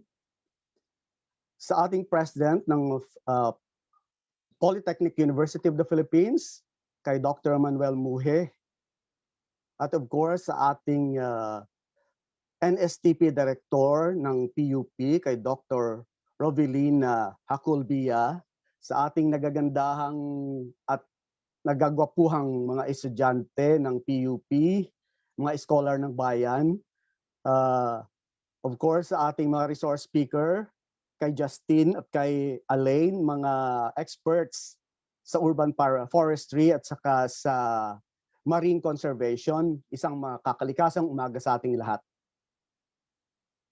Ang usaping pangkapaligiran at likas yaman ay iba't ibang aspeto ang napapakaloob nito. No? Marami itong aspeto actually. Ano? May patungkol sa hangin, may patungkol sa tubig or sa water, may patungkol sa forestry, biodiversity, mines and geosciences, lands and ecosystems, at maging ang solid waste management. Ngayon, let me focus my message pagdating sa solid waste management. Ano? Since ang topics to discuss naman sa araw na ito ay nakafocus pagdating sa forestry and biodiversity na kanina diniscuss na ating expert, si Ma'am Aleine, ano? At ang coastal marine conservation na i-discuss mamaya na Sir Justin. Ano? And of course, itong solid waste management as very timely then and relevant during these days. let's discuss on COVID and solid waste management in general. Ngayong last year, taong 2020, ay naging mahirap para sa ating lahat dulot ng pandemic na ito, yung coronavirus. At ngayong 2021 ay tuloy pa rin kung anuman ang mga nakagawian natin sa nakaraang taon. Ilan na nga rito ang patuloy na implementation ng minimum health protocols natin, gaya ng tamang paghuhugas sa ating mga kamay, yung social distancing, pagsusuot ng mga personal protective equipment or PPEs para sa protection nating lahat. Ang mga pag-uugali na ito ay hindi magiging limitado sa 2020 lamang dahil ang mga protective measures na ito na aking nabanggit ay mananatiling mahalaga at kailangan hanggang sa mabakunahan tayo ng epektibong bakuna. So this year, mayroon nang nakaabang mga vaccines, pero as of this time, hindi pa ito dumadating sa ating country. Habang tayo ay di paligtas laban dito, paniguradong ang demand para sa mga PPEs ay patuloy pa rin natataas gaya ng protective clothing natin, face mask at sa mga shields at surgical gloves. Ang pagtaas ng production ng mga protective gear na ito ay magiging sanhi sa mas mataas na bilang ng mga basurang medical o tinatawag nating medical wastes na ating malilikha. At kaakibat nito na matiyak na masusunod at maipatutupad ang wastong pagtatapon nito. Nais kong ipaalala sa lahat na dapat nating lalong itaguyod at magsanay ng wastong pamamahala ng ating mga basura, hindi lamang limitado sa basurang medikal, ngunit gayon din sa iba pang mga uri ng basura, kasama ang tamang paghihiwalay at pagtatapon sa mga ito. So very important yung waste segregation natin. Mahalaga na tayong lahat sa household level pa lamang at sa ating kabahayan ay alam na natin kung paano ito itatapon ng wasto at maayos para maiwasan ang transmission ng virus. Ang direktang pagtatapon ng mga face mask, surgical gloves at kahit pa mga gamit na tissue sa isang nakakahiwalay na basurahan ay mahalaga sa ating at kinakailangan. Kung maaari at posible, itapon ang mga ito sa isang plastic bag na dedicated lang talaga doon sa mga hazardous wastes. Kung maaari, upang mabawasan ang dumaraming bilang ng mga single-use face masks, na marami sa mga tao ay gumagamit nito, ang hindi nagtatapon ng maayos, mas hindi nating inirekomenda ang paggamit na lamang ng mga reusable face masks. Sa paggamit nito, makakatulong tayo na mabawasan ang mga basurang medikal na ating nalilikha araw-araw. Sa panahong ito ng pandemya, mahalagang alam natin kung paano tayo makakatulong upang maiwasan ang patuloy na pagkalat nito. Bukod sa patuloy nating sinusunod ang itinakdang health protocols, sa simpleng paghiwa-hiwalay sa pagtatapon ng ating mga basura at malaking tulong na ito para masiguro natin na hindi natataas ang bilang ng mga kaso na mayroon nito. Di lamang sa National Capital Region kundi maging sa buong bansa. Sa huli, nawa sa panahong ito, lalo nating mabigyang linaw sa lahat ng mga sinasabing simpleng pagtatapon ay tunay na mahalaga. Lagi nating tandaan na kaakibat ng ating pagpapahalaga para sa ating kapaligiran at likas yaman ay ang pagpapahalaga rin natin sa ating kalusugan sa buhay. So muli, isang makalikasang araw sa ating lahat. Salamat.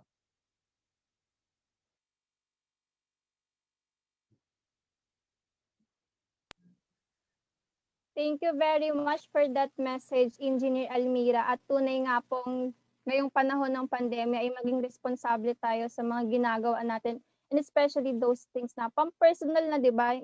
Especially the masks na ginagamit natin. Kasi kahit sabihin natin, isang mask lang yan, napakadaming tao sa mundo, napakadaming tao sa Pilipinas, di ba? Pag pinagsama-sama yan, malaking impact ang magagawa niyan sa ating environment. And now, ayan, we are already in the halfway of today's webinar at para magpatuloy, magtungo naman tayo sa ikalawang parte ng ating webinar ngayong araw. And to introduce our second speaker for today, let us welcome the Chief of National Service Training Program, Civic Welfare Training Service, no other than Mr. Joey T. Danting.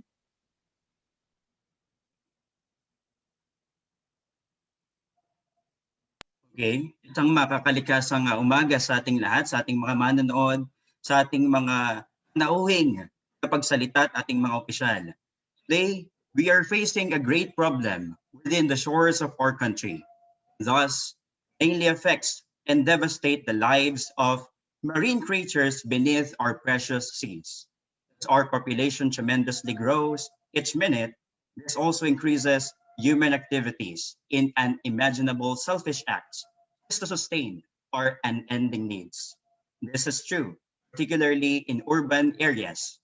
More dwellers means greater chances of destruction. However, we firmly believe that if we are the problem, then we can also serve as part of the ultimate solution. But before taking gigantic steps, we shall educate ourselves first. To tackle those solutions, join me as we welcome our second resource speaker for today. Please feel free to leave your questions even during his talk. He is a biologist for the Department of Environment and Natural Resources, NCR, Conservation and Development Division, and the officer in charge of Coastal Resources, the Foreshore Management Section, an alumnus of University of the Philippines, Diliman, where he took his Bachelor of Science in Biology and currently taking his Master of Science in Biology on the same prestigious university. We are so proud. Siya ay kapwa nating scholar ng bayan who will talk about urban, coastal, and biodiversity management. Without further ado, let us all give him our countless heart reactions for Mr. Justin Albert Ramos. Thank you, sir. So I'll be sharing my screen. Sir.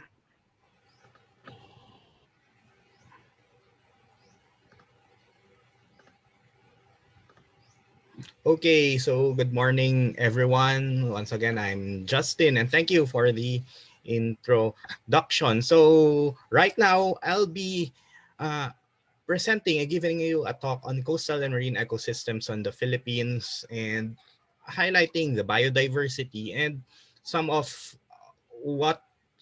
the things we can do in order to protect them, especially here in our cities in Metro Manila. Okay, so itong presentation ko, I'll just give a brief background on biodiversity and the different ecosystems we have here in the Philippines in the coastal and marine environment.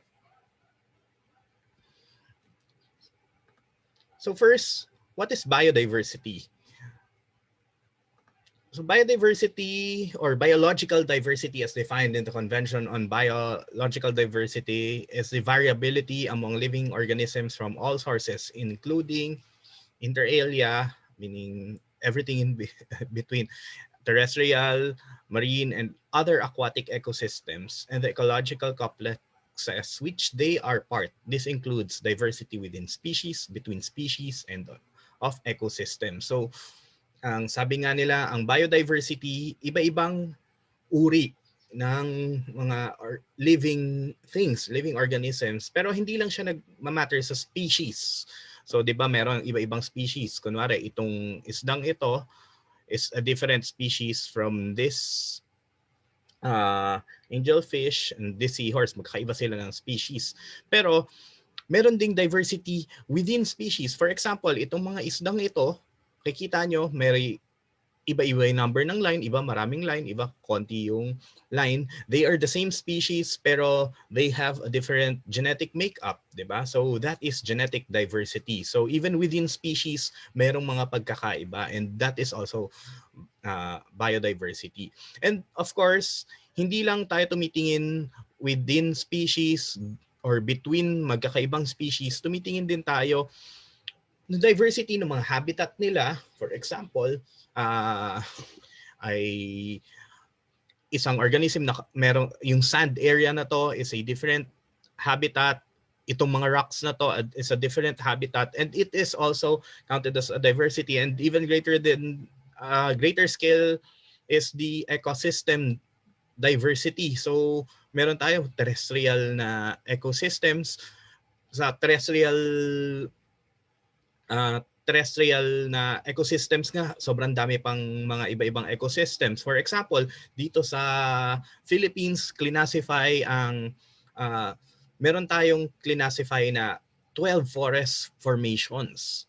'Di ba? So dito sa Philippines, meron tayong parang 12 na iba't ibang klaseng forest, from the mangroves na nasa may dagat, sa beach forest na nasa tabi ng dagat, hanggang dun sa mga upper montane forest na nasa taas ng bundok. And these different forest formations, these different ecosystems, unique sila in such a way na yung mga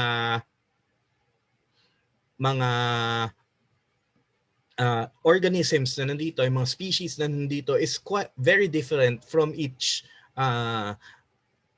ecosystems.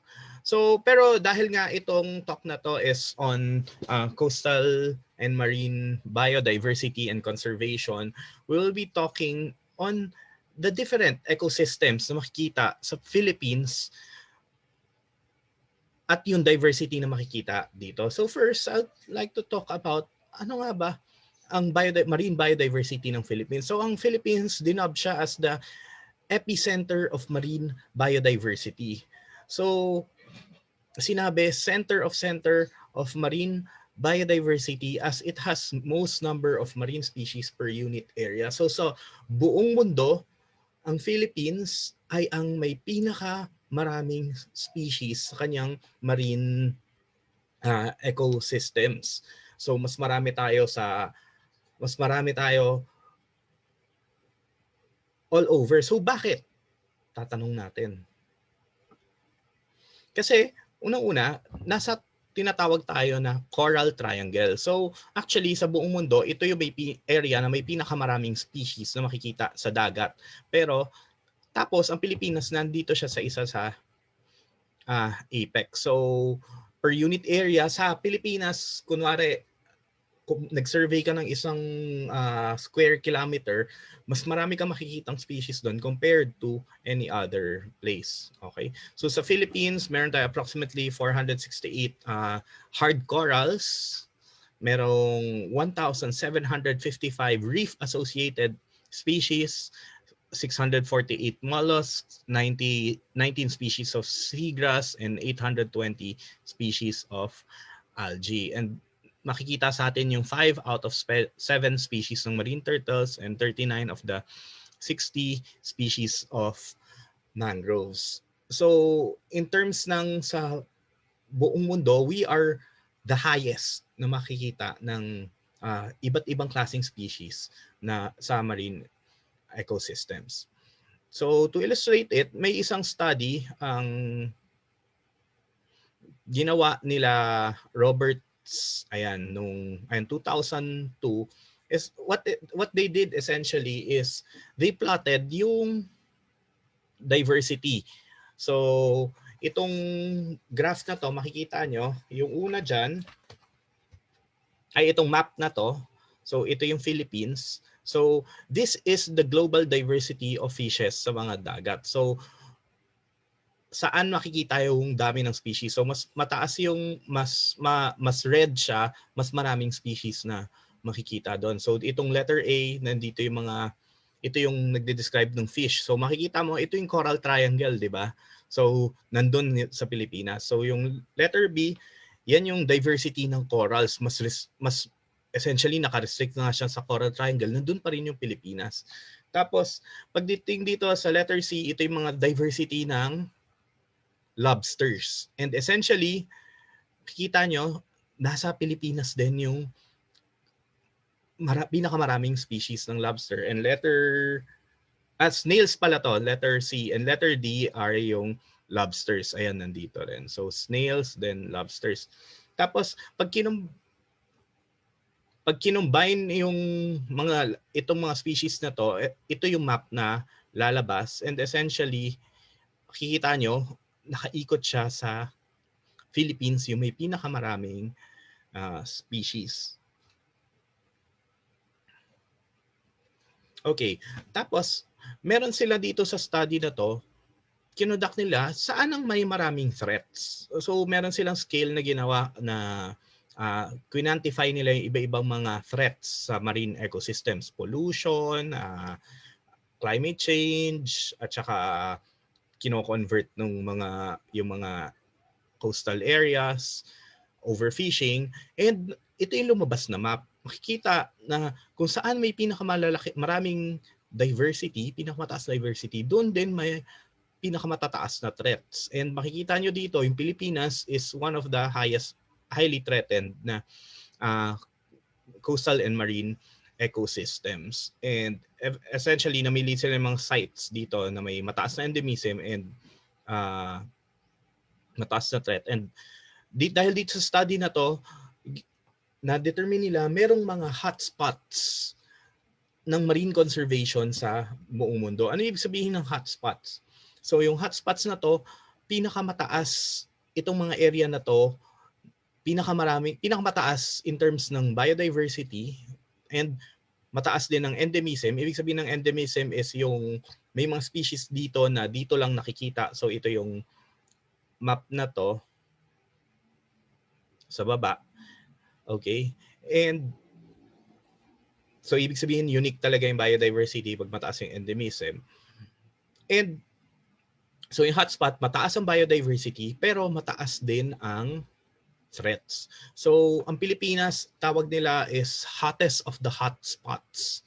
Kasi ang taas ng biodiversity niya, ang taas ng threat niya, and kapag nagtuloy-tuloy yung mga threat na to, ibig sabihin maraming pwedeng ma-extinct na mga species, mga organisms. So anong gamit nito na nalaman na hottest of the hotspots ng Pilipinas? Ibig sabihin, globally priority ang Pilipinas sa conservation in order to save yung pinakamaraming species. Okay? So, ganito yung situation natin sa marine biodiversity. Same din ang situation natin sa terrestrial biodiversity. So, dalawang study ang kinonduct nila. Isa sa terrestrial, isa sa marine, and they've come up the same conclusion na ang Philippines is has one of the highest biodiversities in the world, but it is also one of the most threatened. So, pero tanong, bakit nga ba tayo nagtatanong bakit kailangan natin i-conserve tong coastal and marine ecosystem? Bakit natin kailangan i-save yung biodiversity? Bakit natin kailangan i-conserve yung mga species? So, ano nga bang silbi nito sa atin? So, meron tayong tinatawag na mga ecosystem services. So, ito yung mga nakukuha natin from the ecosystem. So, meron yung marine ecosystems, may binibigay silang mga functions and structure magpo-produce ecological production. So, sa functions, yung biogeochemical cycling. So, for example, ito yung yung water cycle, di ba? So, kaya tayo may ulan dahil dun sa water cycle, meron yung carbon cycle, may nitrogen cycle, kung naaalala nyo yung mga earth science ninyo, okay? Tapos nagbibigay din sila ng mga habitat ng iba't ibang mga pwedeng tirahan ng mga organisms. So, part din ng marine ecosystems, yung biotic and abiotic components niya. And as a whole, they produce these services. So ano tong mga services na to?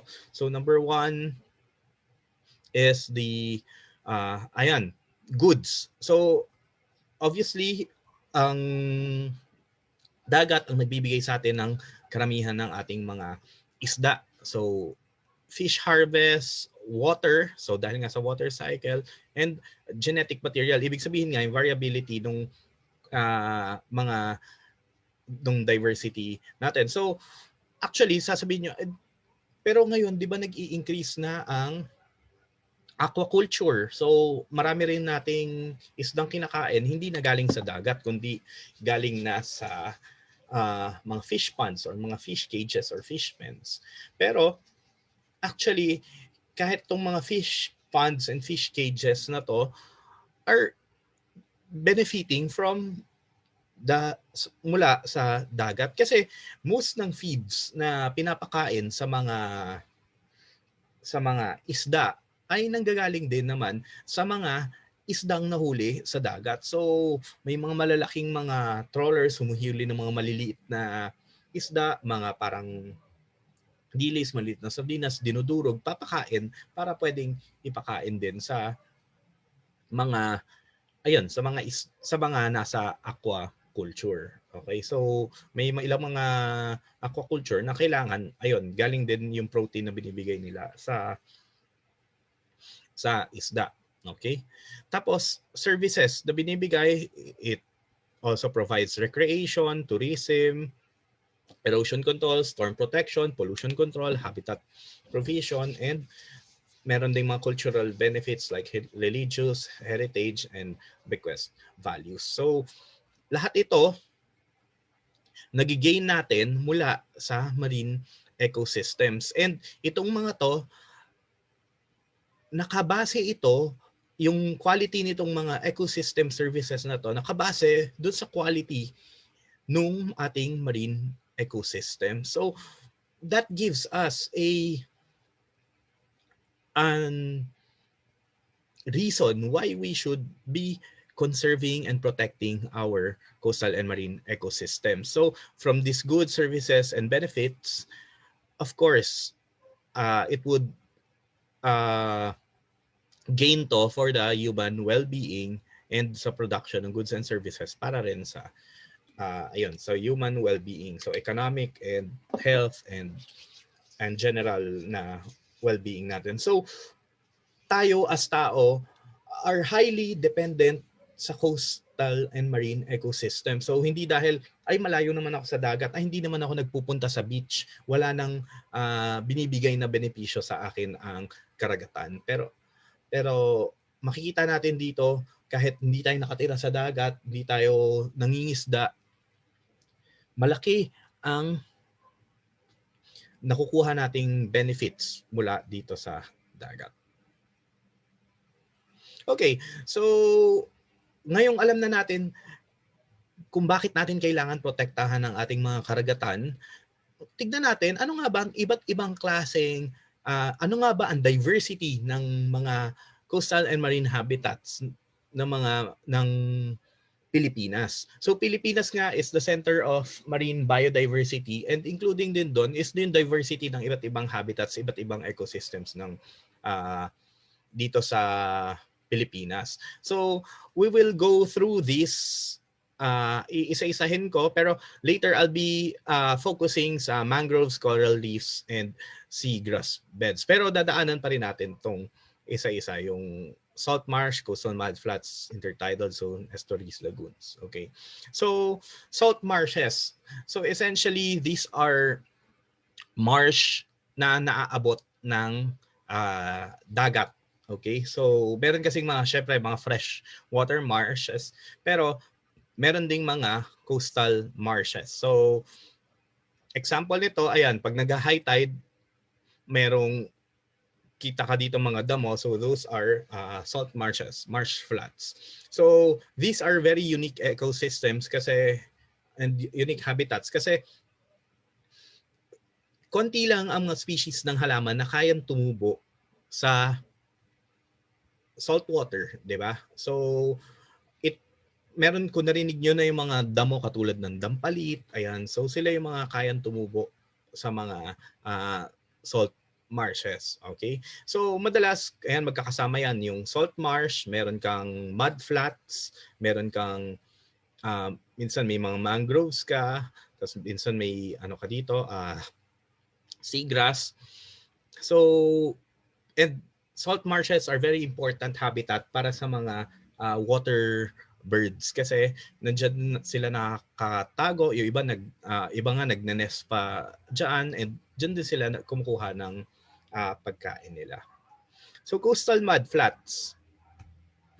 Ito ang coastal mudflats. So these are essentially yung mga lumalabas na flats kapag naglo-low tide. Okay? So itong coastal mudflats, madalas tingin dito ng mga tao ay parang ano lang yan, burak lang yan. Ano lang yan, kadiri dahil pamputek, madumi, or lulubog ka lang dyan. Tapos hindi ka naman makakapagpatakbo ng bangka dyan kasi mababaw, pero hindi mo rin malalakaran kasi malalim at lulubog ka. Pero these coastal mudflats are very much alive. Hindi yan wasteland. So these coastal mudflats are very important habitats, especially for water birds. So itong coastal mudflats na to, dito to sa Metro Manila. Ito makikita to sa Las Piñas, Parañaque Wetland Park. So kita nyo ang daming ibon. So ano ginagawa ng mga ibon dito? So itong mga ibon na to ay migratory. And itong Manila Bay serves as a stopover dun sa migration nila. So from north, sa Korea, Japan, Russia, China, migrate sila papunta siguro ang New Zealand, Australia, Indonesia. And doon sa migration nila, they do stops para kumain. Okay? Para magkaroon sila ng energy. And these mudflats are very productive kasi meron diyang mga iba-ibang mga organism. May mga crabs, may mga snails, may mga shrimps, may mga maliliit na isda na nakatira dito sa mudflats, which serves as their food. Okay? So itong mga mga mudflats na to, hindi ito burak.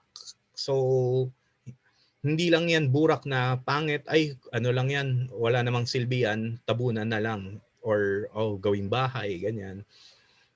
Or iba, tinatambakan naman ng basura. Ayan. So those are the coastal mudflats. So intertidal zones are actually any zone na between dun sa lowest tide at saka dun sa highest tide. So itong salt marshes, coastal mudflats, estuaries, lagoons, and actually pati mangroves are all part of the intertidal zone. So ito yung mga lumalabas kapag low tide, tapos pag high tide, lumulubog. Pati yung mga sandbar, yung mga beach, part sila ng mga intertidal zones. Okay? Estuaries. Estuary yung part siya kung saan nagmi-meet din yung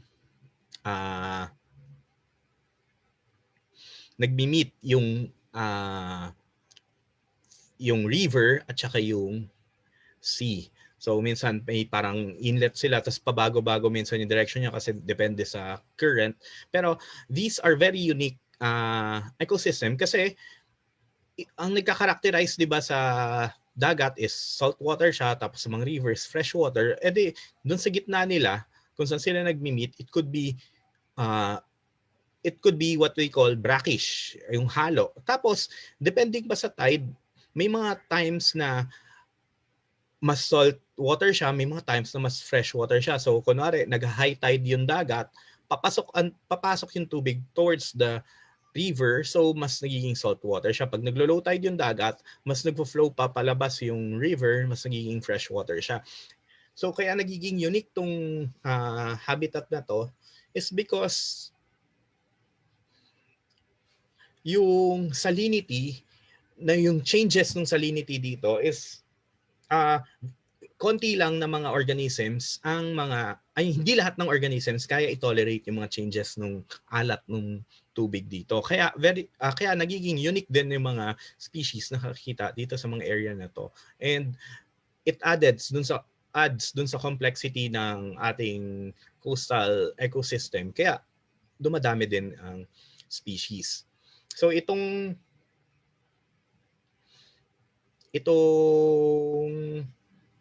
ano na to, dito rin sa Philippines to, sa I think sa Negros. Ayan. Okay. So it's a critical habitat. Marami ring water birds na nakikita dito. So makikita nyo, itong mga iba-ibang intertidal zones na to, estuary siya, may malapad siyang mud flats, di ba? Tapos siguro may mga salt marshes din dito. Okay. Okay, then we'll go sa mga lagoons.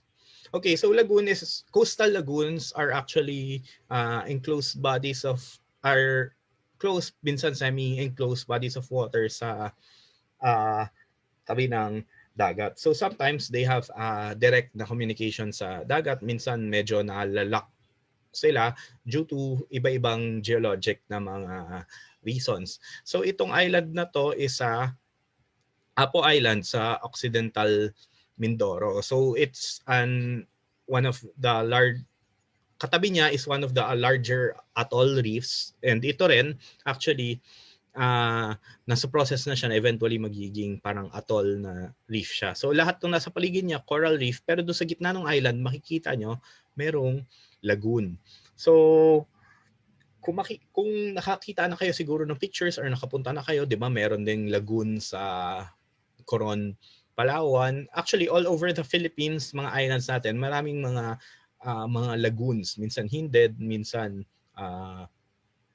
pinupuntahan ng mga turista. Pero itong mga lagoons na to are actually minsan nagkakaroon ng mga sariling species dahil minsan may nalock na species dito na pwedeng mahiwalay na siya doon sa dagat. Kaya it could harbor very unique na mga iba't ibang species. And usually katabi niya may mga mangroves minsan or minsan sa corals din. Okay? So, example din ng lagoon, coastal lagoon, ito ulit sa Las Piñas, Parañaque Wetland Park. So itong part na to, open siya dito, nandito rin yung river pero close siya dyan. So natawag na rin siya na lagoon.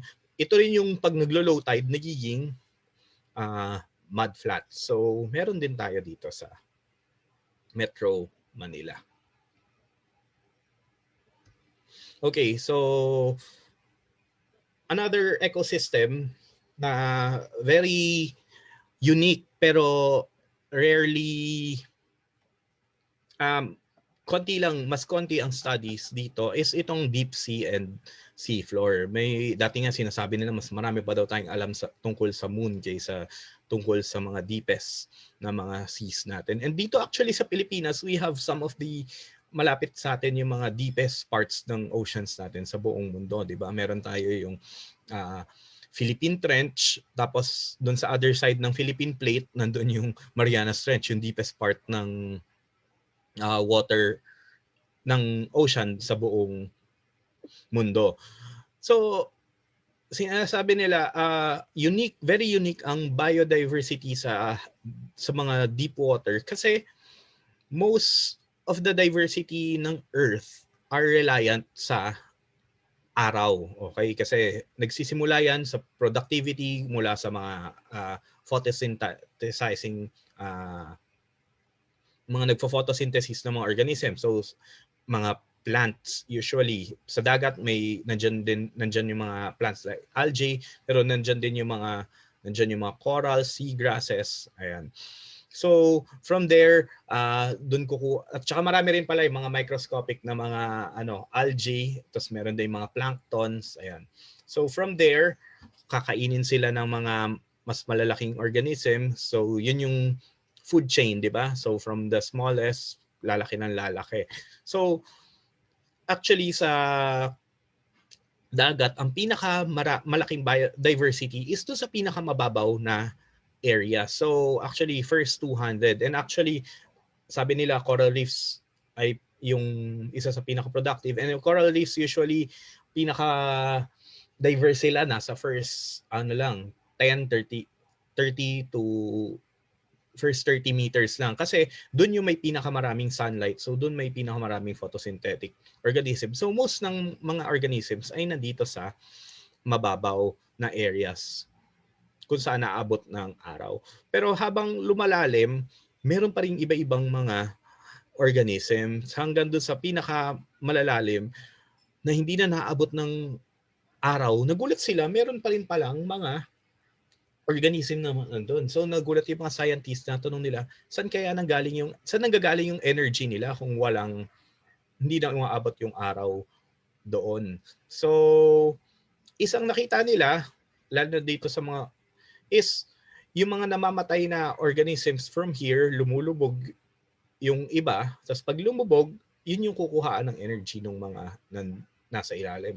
Pero one surprising na nakita nila is yung mga may parang mga vents, mga parang volcanic vents sa ilalim ng mga trenches. So doon naglalabas ng mga sulfur, naglalabas ng iba't ibang mga chemicals na pwedeng gamiting energy, tas may heat pa na nilalabas. So yun yung mga ginagamit na energy ng mga organism dito na hindi na dependent sa araw. So this zone, hindi pa siya masyadong studied compared sa other zones, pero they also harbor unique biodiversity. So ngayon, pupunta na tayo sa mangroves, coral reefs, and seagrass beds. Mangrove forests. So composed primarily of mangroves and mangrove associates. So isa siya dun sa 12 forest formations ang mangrove forest. So mangroves are salt-tolerant trees that grow on salt water or brackish water. So yung mga normal na puno na nakikita natin cannot do that. So unang-una, hindi nila kayang mabuhay sa salt water, mamatay sila. So paano nagagawa to ng mga mangroves? So ang mga mangroves, meron siyang mga adaptation para mabuhay sa waterlogged environment at sa salt water. So for example, meron siyang mga prop roots. Ayan, so kita nyo yung ibang mangroves, gumaganon ang tubo. May mga parang ugat siyang nakaganyan. So ang silbi ng mga ugat na yan, para siyang tungkod. Okay, so tumutungkod sila para mas malapad na area yung kaya nilang pag-growan. And also, meron din sila tinatawag din yung matophores. So dahil nga nakalubog sa ilalim ng tubig, yung mga umaangat-angat na yan, so yan din ang ginagamit nila pangkuha ng air kasi nga waterlog yung ilalim. So pero kailangan pa rin kasi nila ng oxygen, okay? And meron ding salt impermeable roots at saka nagsisecrete din ng salt. So hindi basta-basta na-absorb nung mga roots nila yung salt dun sa salt water. So hindi sila basta-basta ma-dehydrate. And yung mga na-absorb nila, nase-secrete din nila. So merong over 39 mangroves species na nakikita sa Philippines. So and nung 1920s, ang mangroves ng Philippines are very extensive, around 400 to 500,000 na estimate nila. Pero na-reduce siya to 256,000 hectares noong 2007. So I think diniscuss rin yun kanina ni Miss Aleine. Okay, so ano nga bang benefits sa atin ng mangroves? First, it offers us coastal protection. So pinapakita ko ulit itong picture na to nung Las Piñas Parañaque Wetland Park. So essentially, meron siyang strip ng mangroves dito, kabilang dulo. And actually, it covers the whole, itong road na nakikita nyo sa tabi is the Cavitex, and yan na yung cities ng Parañaque at saka ng Las Piñas. So it's essentially covers the whole, almost the whole coastline ng Las Piñas at Parañaque. And it serves as a buffer para sa malalaking storm surges papunta dun sa mga cities na yun. So it protects the coast. And also, mangrove forests are very good in mitigating climate change. They serve as carbon sink. So they are very good in sequestering or pagkuha ng carbon dioxide ng carbon mula sa atmosphere, lalagay nila sa tissues nila and they could store it. And actually, very efficient sila dito. And also, they serve as nursery ground for marine species. So, makikita nyo, complex yung root system nila, pero natitirahan ng mga iba't ibang klaseng isda. So, minsan, dyan mangingitlog. So, nursery ground, meaning marami kasing mga isda, pag nag-hatch from their eggs, maliliit sila, kaya silang kainin ng iba't ibang predators. So, they need a complex habitat kung saan sila makakapagtago na hindi sila basta-basta masusundan or makikita ng mga predators. So, the roots of the mangroves serves as those complex habitats para dito. And very important itong mangroves as nursery ground, especially para dun sa mga to keep yung fisheries natin sustainable. And of course, they serve as habitat for other wildlife. So hindi lang sa ilalim ng tubig, pati sa taas. May mga birds na took nest and breed sa mga mangroves. May iba-ibang mga snakes na makikita rin sa mangroves, mga snails. Ayan. And ano nga bang threats ng mga mangrove forests? Number one, land use conversion. So for the longest time, so siguro until na lang mga late 90s, ang tingin sa mga mangroves ay parang unproductive land. So feeling nila itong mga mangroves na to, sayang lang kasi lang siya, sayang, nasa coastline siya, hindi siya productive, hindi napapakinabangan.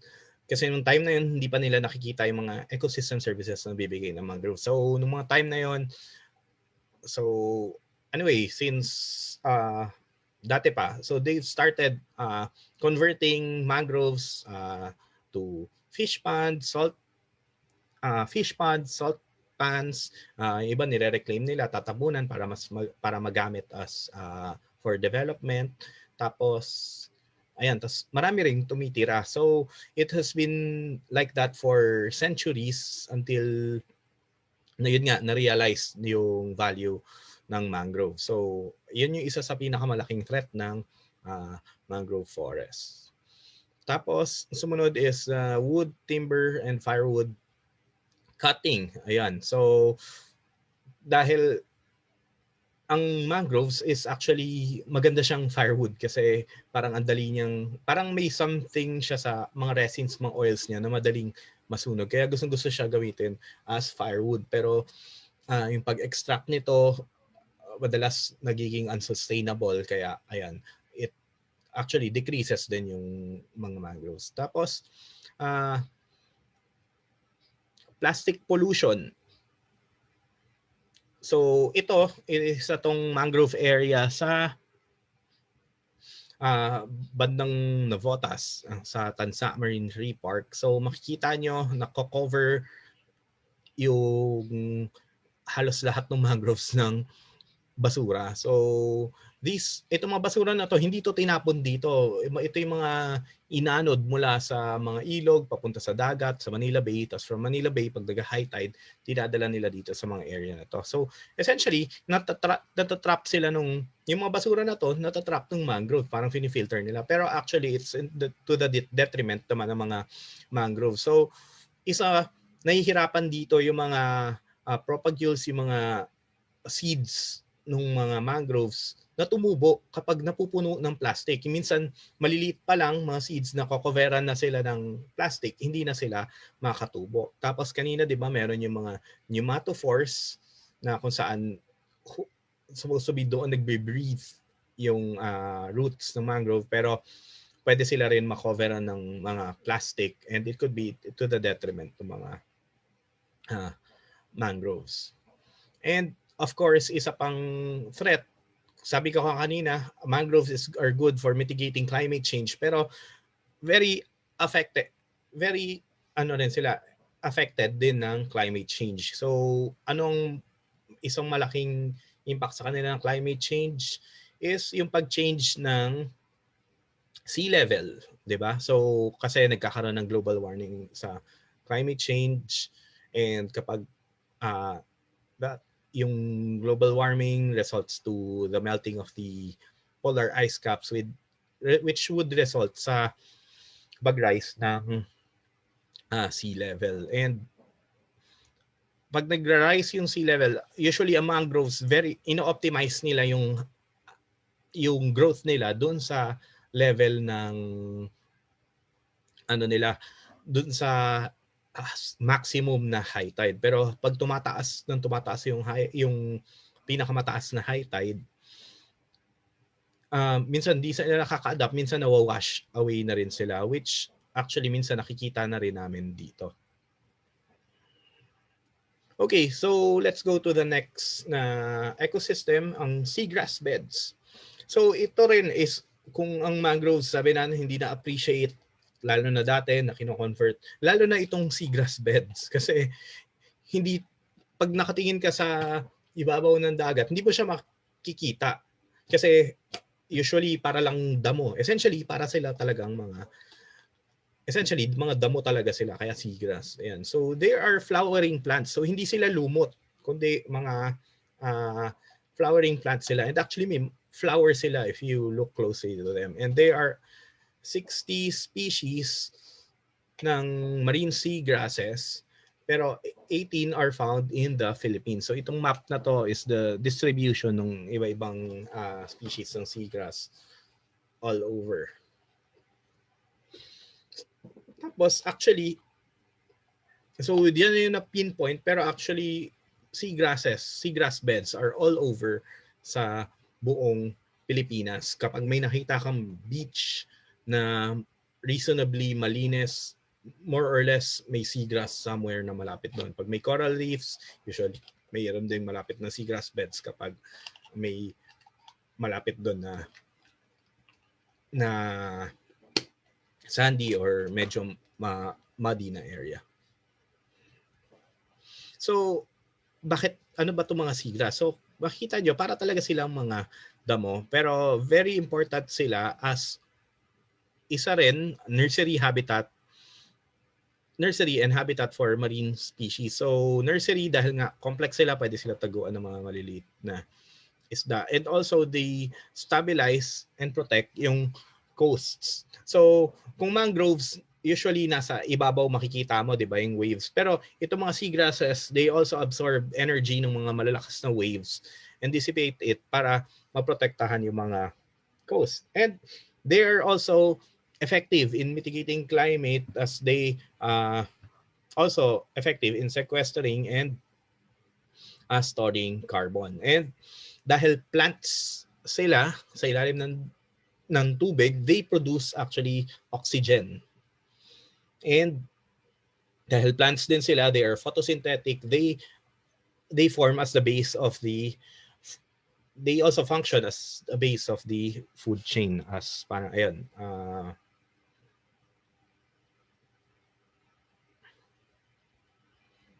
So, ano ibig sabihin ng primary productivity sa base ng food chain? So, for example, ito ang seagrass. Okay, so maraming iba't ibang organism na kumakain nito. So, kinakain siya ng sea urchin, kinakain siya ng sea turtles, kinakain siya ng mga dugongs, and kinakain din siya ng ilang mga isda katulad ng itong rabbit fish, ito ang danggit. Ayan. Tapos, may mga taktira rin sa kanya, yung mga plankton din na kumakain. Tapos, itong mga to, pwede silang kainin ng mas malalaki pang mga organism. For example, itong rabbit fish, may kumain sa kanyang shark, o di ba? So, ayan. So, pwede rin siya nagpo-produce ng mga Ayan, poproduce siya, may lumulutang, pupunta sa beach. Tapos meron din sila, kinakain din ng mga planktons. Ayan. Tapos habitat siya ng seahorses. Ayan. So primary productivity is essentially it produces food for everyone else directly or indirectly. Okay. So ganoon ka-importante ang seagrasses.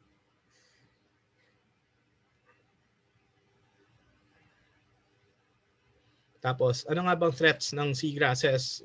Pollution, eutrophication. So, pollution, isa sa mga nakita ko, isa na threat talaga ng seagrass is kapag lumalabo yung tubig.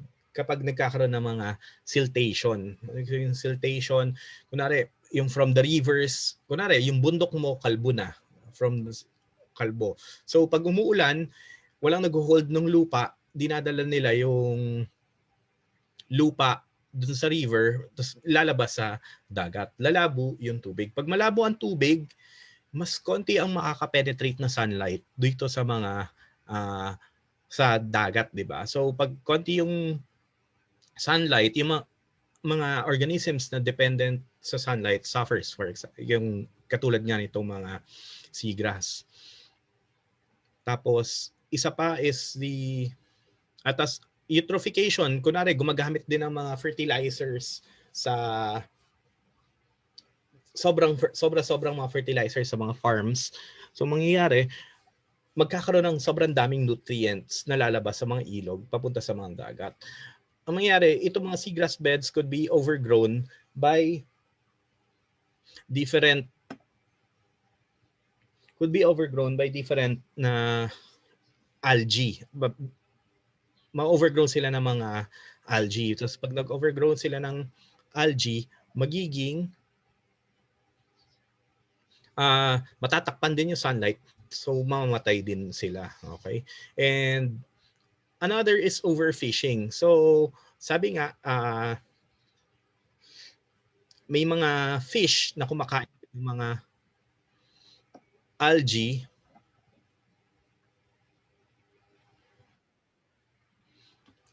Okay, and kapag so may mga fish na kumakain ng algae, and kapag na-over yung paghuli sa kanila, wala nang kakain ng algae. So pwedeng ma-overgrown din itong mga seagrasses. So and another threat is conversion. So similar din sa mangroves, feeling nga ng mga tao, nagsimula na walang value itong mga seagrass na to. Tapos ideal tong tayuan ng mga fish ponds or minsan fish cages or i-reclaim kasi mabababaw siya. 'Di ba? So mas madaling i-convert, okay? And another is habitat conversion. So marami rin nangyari, mga well-meaning naman, magtanim tayo ng mangroves. So hahanap sila ng area, tapos makikita nila, itong area na to, mababaw to, dito na tayo magtanim ng mangrove. Pero it turned out yung mga tinataniman are mga seagrass beds. So seagrass beds are a natural habitat for all together na hindi kailangang taniman ng mangroves, okay? Because they serve a purpose on their own.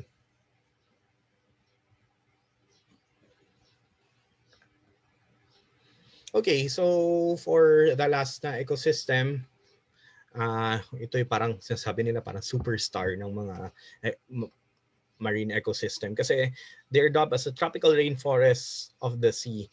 So characterized sila by reef-building corals. So ito sa picture, ito ay isang coral. Ibig sabihin, ang mga reef-building corals, sila may mga animals sila. Ang mga corals ay animals, pero meron silang mutualistic relationship with an algae called zooxanthellae na nagmamanufacture up to 90% na food na kailangan ng mga corals. So yung mga zooxanthellae na to, nakatira yan dun sa loob ng mga coral na polyps. Okay? So ang animals dyan, yung bawat isang butas na yan, isang animal yan. So itong buong coral na to is a colony ng maraming corals. Tapos, pero isang species lang to Tapos, itong mga corals na to, they form parang exoskeleton nila sa gamit ang calcium carbonate. And itong pag-build nila ng skeleton nila through hundreds, thousands of years, palaki ng palaki, pa-complex ng pa-complex. Tapos dahil dito sa habitat na complex na na-form nila, nag-result siya sa isa sa pinaka mataas na diversity sa buong karagatan. So actually, ang mga coral reefs is habitat of over 25% of all marine species. And approximately there are 25,000 hectares in the Philippines, and sad to say 90% of the coral reefs in the Philippines are either in fair or poor condition. So almost 10% na lang ang mga nasa good or excellent na condition. So ano mga nabibigay sa atin? Among many na nabibigay sa ating benefits ng coral reefs, unang-una, source of food, kasi yung mga reef fishes, unang-una, highly dependent sila sa coral reefs. They serve as nursery, they serve as habitat, and kapag punta ka sa coral reefs, usually, ito yung mga pinaka-productive na mga or pinakamaraming isda kang makikita. So usually ang ocean sobrang laki, di ba? Ang karagatan. Tapos ang mga isda or yung mga organism dito, hindi naman siya equally distributed all throughout. It is concentrated on few areas, and yung mga coral reefs serves as those areas. And also, they actually form a barrier around ng mga coast, di ba? So they are very hard, mga carbonate, mga limestone sila ang binubuo nila, and they actually break waves. So they protect against mga storm surges, tsunamis, at saka iba-ibang mga threats sa coastline. And actually, it's also a primary tourism product ng Philippines, ang ating mga beaches, and by extension ang ating mga coral reefs. And of course, also primary production. Yung dahil nga photosynthetic sila, marami ring may mga kumakain din sa kanilang mga fish, which serves as base ng food chain. So ano nga ba ang threats ng coral reefs? So ang same sa seagrasses, overfishing. So ibig sabihin, kinukuha yung masyadong maraming isda ang kinukuha na nadidisrupt na yung mga ecosystem functions sa karagatan. So same din dito, kunwari may mga isda, usually mga parrotfish, they eat algae on top of mga corals. Okay? Yung mga nag-grow sa top ng coral. So makikita mo mga corals actually para silang may mga scratches. So yung pagkain ng na yan, ng mga parrot fish na yan, it prevents din ma-overgrow din ng algae yung mga corals. So actually, kumakain sila ng corals, nakakain din nila yung algae. Pero kapag na-overfish na yung mga yon, pag na-overfish, dadami na yung mga kumakain ng kunwari, naubos na yung mga fish na yon, pwede mo overgrow din ng algae itong mga corals.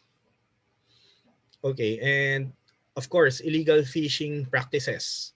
So, up to now, meron pa rin mga cases ng mga nagbablast fishing, bottom trawling, yun yung parang sinusuyod na nila yung buong ilalim. Tapos meron din mga cyanide fishing, especially sa aquarium trade. Okay, so malaki ring impact is the climate change, kasi nagkakaroon ng warming ng mga ng ocean, which results sa ito, ang tinatawag dito coral bleaching. Umaalis yung zooxanthellae doon kasi masyado nang mainit. So pag umalis siya doon, eventually mamatay yung coral. So yung nasa likod niya, yan ang buhay na coral. Ito parang skeleton na lang yun natitira. So ocean acidification, nagiging acidic yung ocean dahil sa pagpataas ng carbon sa atmosphere. At meron din mga invasive species. For example, meron yung, ang tawag nila din, isang klaseng starfish, maybe, na kumakain ng mga corals, tas naubos kasi yung predator niya. Yung, yung shell na malaki. Yung pinakikinggan minsan dahil may tunog daw, ganyan. So, yun ang predator nung, na yun, nung, crown of thorns starfish. So, nung naubos yung mga shell na yun dahil kinokolekta, kinakain, dumami yung mga, yung crown of thorns starfish at kinakain nila yung, pag dumami sila, kinakain nila yung coral, kaya nilang ubusin minsan yung isang reef. And of course, meron pa rin mga reclamation and eutrophication, yung nagkakaroon nga ng too much nutrients na nagiging lumalabo yung tubig, so hindi makapag photosynthesize yung mga corals, at saka nagkakaroon ng overgrow sila ng mangroves, ay ng algae. Okay, and lastly, ayan, meron din, malaki din ang effect ng plastic pollution. Actually, nako-cover some areas na napupuntahan namin, makikita mo yung coral reefs, may mga diaper, may mga napkin, mga plastic bags na nakasabit na through them, and it could block the sunlight and could smother din yung mga corals. So, kanina pinakita ko sa inyo yung coral bleaching, yung namumuti. So, paano nangyayari yon? So, ang healthy coral, may coral at saka algae na magkasama. Yung, kunwari, pinakita dito, yung green na to. Pag nasa-stress yung coral, umaalis yung photosynthetic na algae na yan doon sa yung symbiote niya, yung zooxanthellae. So pag umalis yan, ayan, eventually mawawala yung source ng food ng corals, di ba? So eventually para siyang sa start siya, eventually mamamatay siya. So anong source ng stress ng coral? So usually it's cause ng pagtaas ng temperature ng dagat at saka pag-cause din ng pollution. Ayan, so temperature, pollution, and overexposure to sunlight. So minsan kung biglang bumabaw yung tubig than usual, then pwede ring mag-cause yun.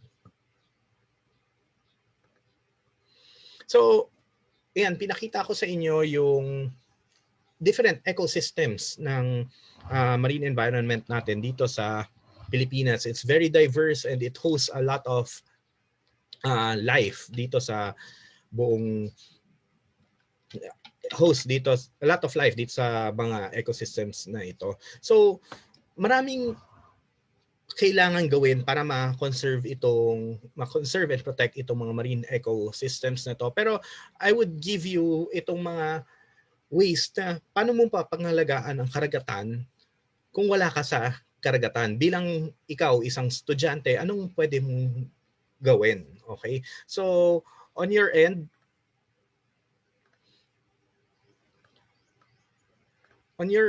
anong pwede mong gawin? So, number one, conserve energy, reduce your carbon footprint. So, a major threat ng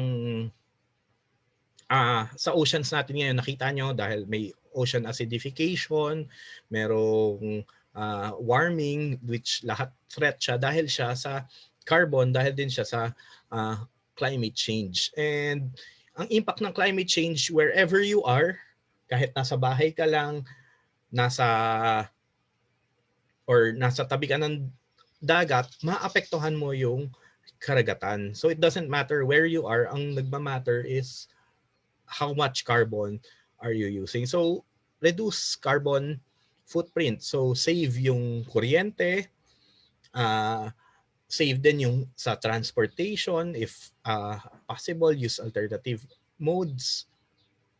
Ayan.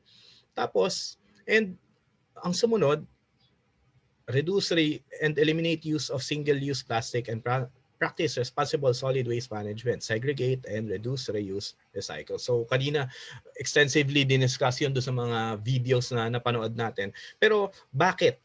So may tuturo ko sa inyo, ito tinatawag na ridge to reef approach. Ang sinasabi, yung terrestrial from the pinakamatatas nating mga mountains, mga kagubatan at yung mga wala ng gubat, hanggang sa mga dagat, hanggang sa coral reefs, ay magkaka-connect. At ang nagko-connect actually sa kanila ay tubig.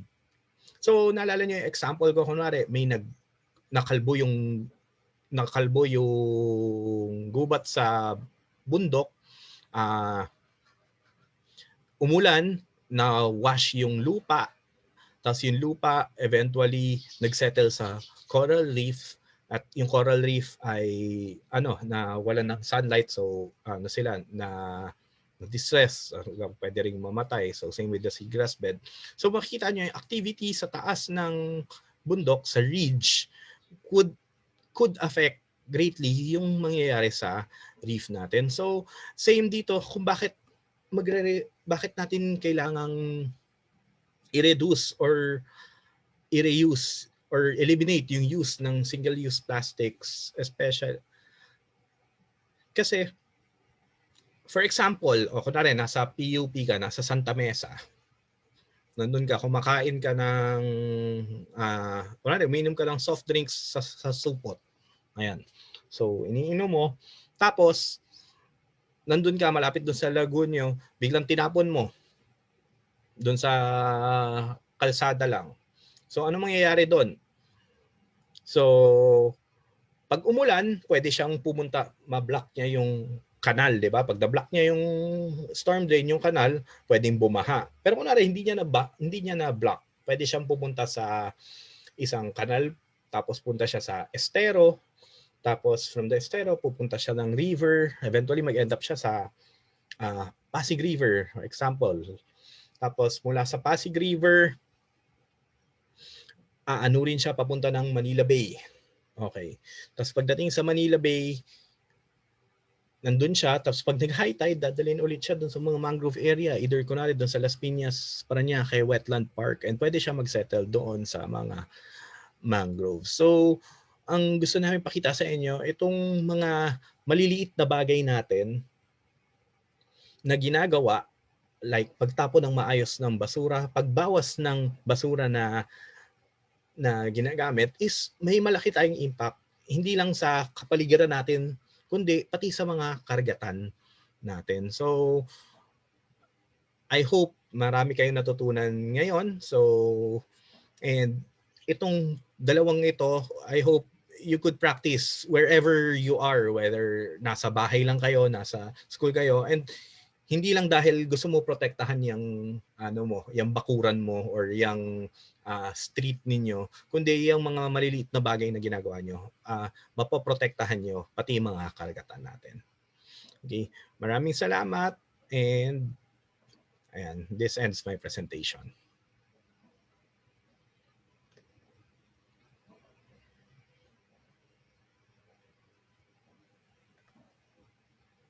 Thank you very much, Sir Justin, for that discussion and to share some of my takeaways. Ayan, we should be aware of everything that surrounds us, not just politically and socially, but it is also important for us to be environmentally aware as well, and to be, isipin natin kung ano yung mga ginagawa natin, kasi kahit maliliit na bagay yan, di ba, may impact talaga sa kapaligiran natin. Yan yung simpleng pagtapon ng basura natin, pwedeng mapunta sa bodies of water natin. And we also be aware of the fact na hindi lang naman tayong mga nasa lupang may buhay. The marine ecosystem deserves to be taken care of as well. And as well yung yung mangrove forest, kino-consider as threat way back then because people are not aware of the benefits of it. So dun papasok yung importance talaga ng educating ourselves, especially in terms of our environment. And as a youth, malaki yung matutulong natin dito. Diba? And through that simple ways, we can save the next generation, not just of humans, but also of our environment from having a depressing lifestyle due to depleted resources and in polluted environment. So hashtag youth empowerment for the better environment. So again, thank you very much po, Sir Justin, for that. And alam kong meron tayong katanungan dyan. And to have your questions answered, let us welcome the hardworking President of PUP Sandiwa to facilitate the question and answer portion, Mr. Van Russell Espiritu. Ayan, thank you, Ira. Again, sir, good day po and thank you. And we are truly delighted to have you today as our speaker. And salamat po sa isang fruitful at napaka-informative na discussion. Talaga nga naman kung hindi sapat na meron tayong knowledge, kailangan tayo umang-action. And now, let's proceed po sa ating question and answer coming from our FB Live participants po. And ang first question po natin ay, paano po kaya ma-reinforce sa buong Pilipinas ang infamous fishing policies of Palawan? I heard kasi from Attenborough that their policies preserve the Palawan marine life in a very healthy way. Galing kay Hilary and B. Raffer. Okay, so pagdating sa fisheries, there are usually two ways sila na they do fisheries conservation, marine conservation sa fisheries. Number one is through protected areas. So the protected areas is essentially declaring a portion na gawing protected zone. So ibig sabihin depende sa management pero usually may mga portions doon na hindi pwedeng mag-fishing. Okay? So no take zone. So ito mga to, ang silbi nito para usually nandun yung mga critical areas like mga coral reefs and sa iba may mga mas malalaki kung for example sa may Tubataha. So doon kasi nagbe-bleed yung mga isda and ang silbi nun, kapag lumalaki sila, minsan lumalabas na sila sa mga protected area. So they actually provide fish for dun sa mga fishermen, itong mga protected areas. Tapos anyway, hindi ako familiar anong sinasabing yung fishing policies exactly dun sa Palawan. Pero yung another kasi is the closed season or regulated na mga seasonal fishing based sa population ng isda. Kasi the truth is, ang perception ng maraming tao, ang isda sa dagat ay parang infinite. Di ba? Parang ang laki-laki kasi ng dagat so hindi mauubos yan. Pero the truth is, most ng mga fish na kinakain natin ay threatened maubos. Kaya nagkakaroon ngayon ng mga supposed to be close season para to give them chance to recover yung population nila to a more sustainable level. So, nagkakaroon ng close season. At meron pa palang isa is nire-regulate gano'n rin karami ang pwedeng kuhain. Kasi ang goal din sa fisheries is dapat ang kinukuha lang sa karagatan is yung hindi siya sosobra dun sa hindi niya na kayang i-recover yung sarili niyang population. So, kunwari, for this year, ganito lang pwede mong kunin kasi pag sumobra ka dito, yung next year, mas konti na yung makukuha. Ayun. So, I think ang regulation ng fisheries is with BFAR yun sa close season at saka yung sa pag-regulate niya ng mga yung mga fish, gano'ng karami yung pwedeng kuhain. And they are actually ngayon they're actually clustering yung buong Pilipinas into different fisheries management areas. And dito sa mga fisheries management areas na to, is essentially they're studying anong pinaka-appropriate na measures na, ayun, so katulad ng, yun nga, yung tatlo na yun, protected area, yung pagko-close ng fishing season for specific na species and actually regulating din yung dami ng pagkuha. So, I think they're trying to expand yung mga ganong program for the whole Philippines. And actually, hindi naman siya kaya per province lang kasi ang karagatan naman natin encompasses different regions, different provinces. Ayan. Thank you po, sir, sa pag-emphasize na despite na, kasi may misconception po tayo na porket isa tayong archipelago na napapaligiran tayo ng mga tubig is we have unlimited source ng sa ating mga palaisdaan. Thank you po. And now let's move sa second question po.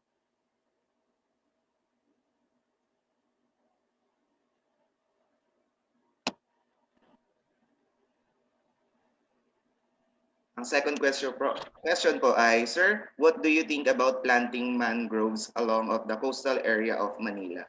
Galing po kay Archie Valdesco.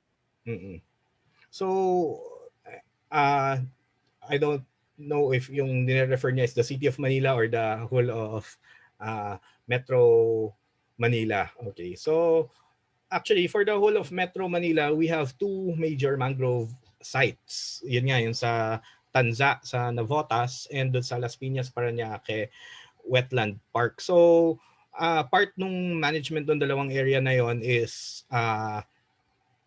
rehabilitation ng mga mangrove forests doon. So, may mga areas nga kasi doon na apektuhan minsan ng fire or minsan na apektuhan nga nung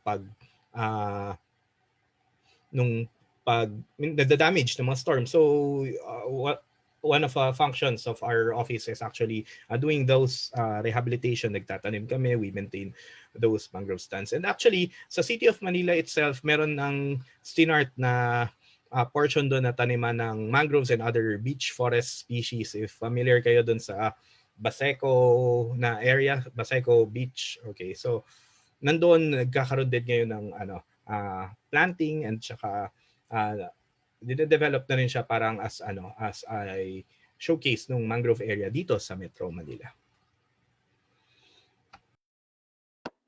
Okay, thank you po, sir. And now, punta na po tayo sa ating third and final question. Marami pong nagre-raise ng questions but due to our time, we limit it only to 3. So ito na po yung last. Ang question po ay, sir, any message to those who perceive that protecting marine biodiversity as a threat against the development and promotion of tourism and fisheries production? Galing po kay Paul Marcin Dayo. Okay, so for that question, actually, I don't see biodiversity conservation or protecting our biodiversity as a threat to those two, but actually, those two industries are actually highly dependent sa biodiversity, and they actually it is in their interest to protect the biodiversity. For example, sa tourism, sa Philippines nga, ang main attraction natin are actually our beaches, are yung ating mga karagatan, which if we fail to protect, ano yung magiging attraction natin? We have to create an attraction. So actually sa Philippines, ang tourism is, main attraction niya is the natural landscapes natin. So yung tourism natin is highly dependent sa biodiversity, and same sa fisheries. So as I have said earlier, protecting these areas would increase and actually sustain yung fisheries natin because they serve as nursery, breeding ground, and feeding areas. Thank you po, sir, for answering the questions. Is there anything you want to clarify pa po ba? I think okay naman. Yeah. Thank you po, sir. Ira?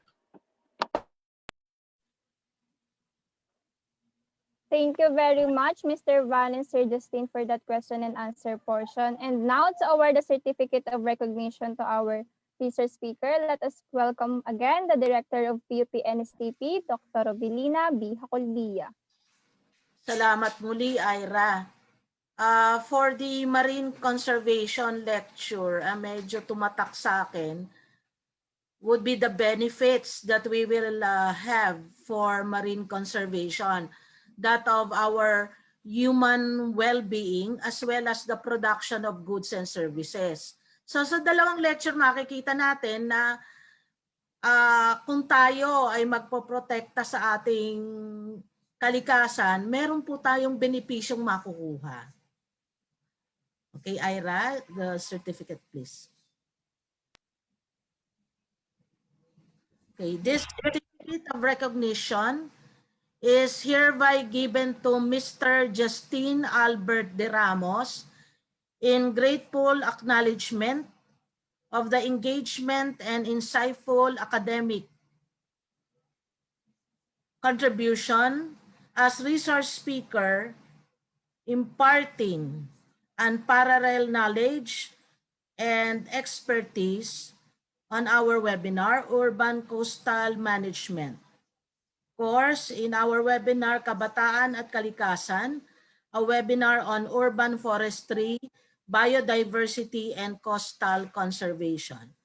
Given this 21st day of February 2021 at the Polytechnic University of the Philippines, Santa Mesa, Manila. Signed, yours truly, Rovelina B. Hacolbia, Director, PUP National Service Training Program, and our partner, Ms. Susan G. De Leon, Officer in Charge, Philippine Information Agency, NCR. Salamat po, Sir Justin. Thank you din, ma'am. Thank you very much po, Ma'am Ruby, at maraming salamat po muli, Sir Justin. And again, may I just request everyone here in Zoom conference to please open your cameras for the photo opportunity with Mr. Justin. Thank you. Okay. Ready? 1, 2, 3. Okay. Thank you so much. Ayan, thank you very much po. And now, let me just read some of your takeaways na kinoment niya sa ating comment section. Ayan. According sa ating isang Facebook viewer, what if every production company and factories will participate to urban forestry projects since sila talaga ang major contributor of solid waste material? So magandang takeaway po ito. And next, from Eliza Rian Eduarte, gaining knowledge from our speakers, I have learned that we should not only take care of the green land but also our biodiversity, which equates to the importance of green land mass. Without those environmental resources, we won't have the need to maintain our daily lives. So very well said. Thank you very much po sa inyong insights and takeaways.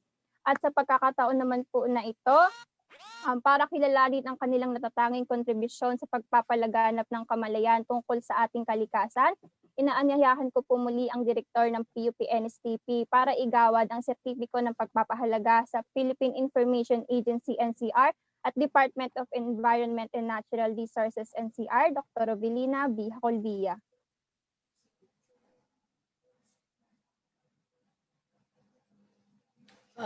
This certificate of appreciation is hereby awarded to Department of Environment and Natural Resources, NCR, for dedicating exemplary and invaluable contribution in spreading environmental awareness among the students of the Polytechnic University of the Philippines during the webinar with the title, Kabataan at Kalikasan, a webinar on urban forestry, biodiversity, and coastal conservation. Given this 21st day of February 2021 at the Polytechnic University of the Philippines, Santa Mesa, Manila. Signed, Rovelina B. Hacolbia, Director, PUP-NSTP, Manuel Muhi, PUP President. Ma'am Susan. Sir Almira, I'm sorry. For DNR, may I award this certificate of appreciation to Engineer Almira. Thank you very much, ma'am. Thank you. Yes po, sir. Yes. Thank you very much, ma'am. Thank you, PUP, for this award. I hope na let's have more cooperation with regards to the IEC on environmental protection. Salamat po, sir. This time, this certificate of appreciation is hereby awarded to the Philippine Information Agency, NCR, for dedicating exemplary and invaluable contribution in spreading environmental awareness among the students of the Polytechnic University of the Philippines during the webinar with the title Kabataan at Kalikasan, a webinar on urban forestry, biodiversity, and coastal conservation, given this 21st day of February 2021 at the Polytechnic University of the Philippines, Santa Mesa, Manila. Signed, Rovelina B. Hacolbia, Director PUP-NSTP, and of course, Manuel M. Muhi, our PUP President. Miss Susan? Maraming salamat po, ma'am. At asahan yung magiging kabalikat nyo kami parati sa pagpaparating ng tama at napapanahong impormasyon. Salamat po, Ma'am Susan. Narinig naman po natin ang mga commitment ng ating mga partners.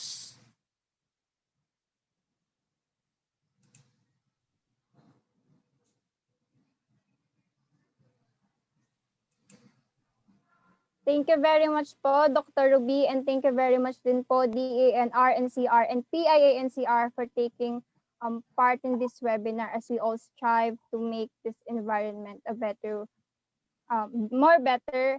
And now, may I just remind you of your e-certificates. Regarding to the e-certificates, we will be posting the link right after this webinar. So make sure to check the official Facebook page of PUP-NSTP.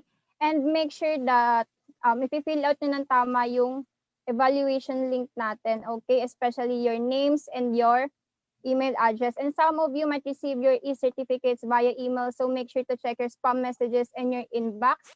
And kung wala naman po kayong natanggap, please be reminded that the G Drive folder will be uploaded 7 days after this webinar. Again, some of you might receive your e-certificates via email. So make sure to check your inbox and spam messages. And at this point, let us welcome one more time the Director of PUP-NSTP to deliver her closing remarks, Dr. Rovelina B. Hacolbia. Salamat, Ira. We are indeed blessed, and thus we need to be grateful. We are blessed this morning. We are thankful for the blessings. We are thankful for additional knowledge on urban forestry, biodiversity, and coastal conservation. I hope our students listened attentively with their ears and also with their hearts. May mga responsibilidad po tayong kaakibat sa mga ibinahagi sa atin. In urban forestry, we should plant and monitor, not plant and forget. Aalagaan po natin ang mga tinanim nating mga seedlings. Huwag pong kalimutan na lamang pagkatapos magtanim. The Philippines is dubbed as a hotspot of marine biodiversity, but it is also considered with the most threats. Thus, we also have a responsibility with regards to marine conservation. Grateful also to these two young minds, Miss Aleine Marie Miranda and Mr. Justin de Ramos, for their insightful sharings and experiences. Muli nakita natin ang karunungan sa mga kabataan, Miss Aleine and Sir Justin, patungo sa mga kabataan ang mga mag-aaral ng NSTP CWTS. The NSTP family would like to extend our gratitude to the PUP administration with their continuous support. Our President, Dr. Manuel M. Muhi, always got our back in whatever endeavor and activity we have. For this webinar, he gave us a very inspiring message. Likewise, the Vice President for Academic Affairs, Dr. Emmanuel C. de Guzman, supports us in every NSTP activity. Thankful also for the partners for this webinar, the Philippine Information Agency, NCR, and the Department for Environment and Natural Resources, NCR. Hoping for more collaboration in the future. Nag-commit na po sila kanina kung narinig nyo.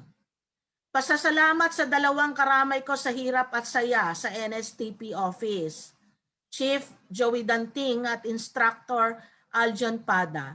Every NSTP activity means hard work from these two young men. Special thanks also to PUP Sandiwa, headed by its president, Van Rasel Espiritu. Officers of this student organization always give their helping hands to us. Pasasalamat din sa lahat ng mga dumalo. We have attendees from other universities. Mayroon ding dumalo galing sa ating PUP branches and campuses. Of course, we have enormous support from our NSTP CWTS teachers and students from the PUP main campus. The highest number of viewers for this webinar is more than 5,400 viewers. Yung iba pong mag-aaral na naapektuhan ng bagyo kaya mahina ang connectivity, maaari pa ninyong panoorin ang recording sa ating PUP-NSTP FB page. Let me leave you with this saying. Environment is no one's property to destroy. It's everyone's responsibility to protect. I think this is a beautiful reflection for all of us. So, we should do our responsibility, protect the environment. Indeed, we are blessed this morning. Thank you so much to everyone.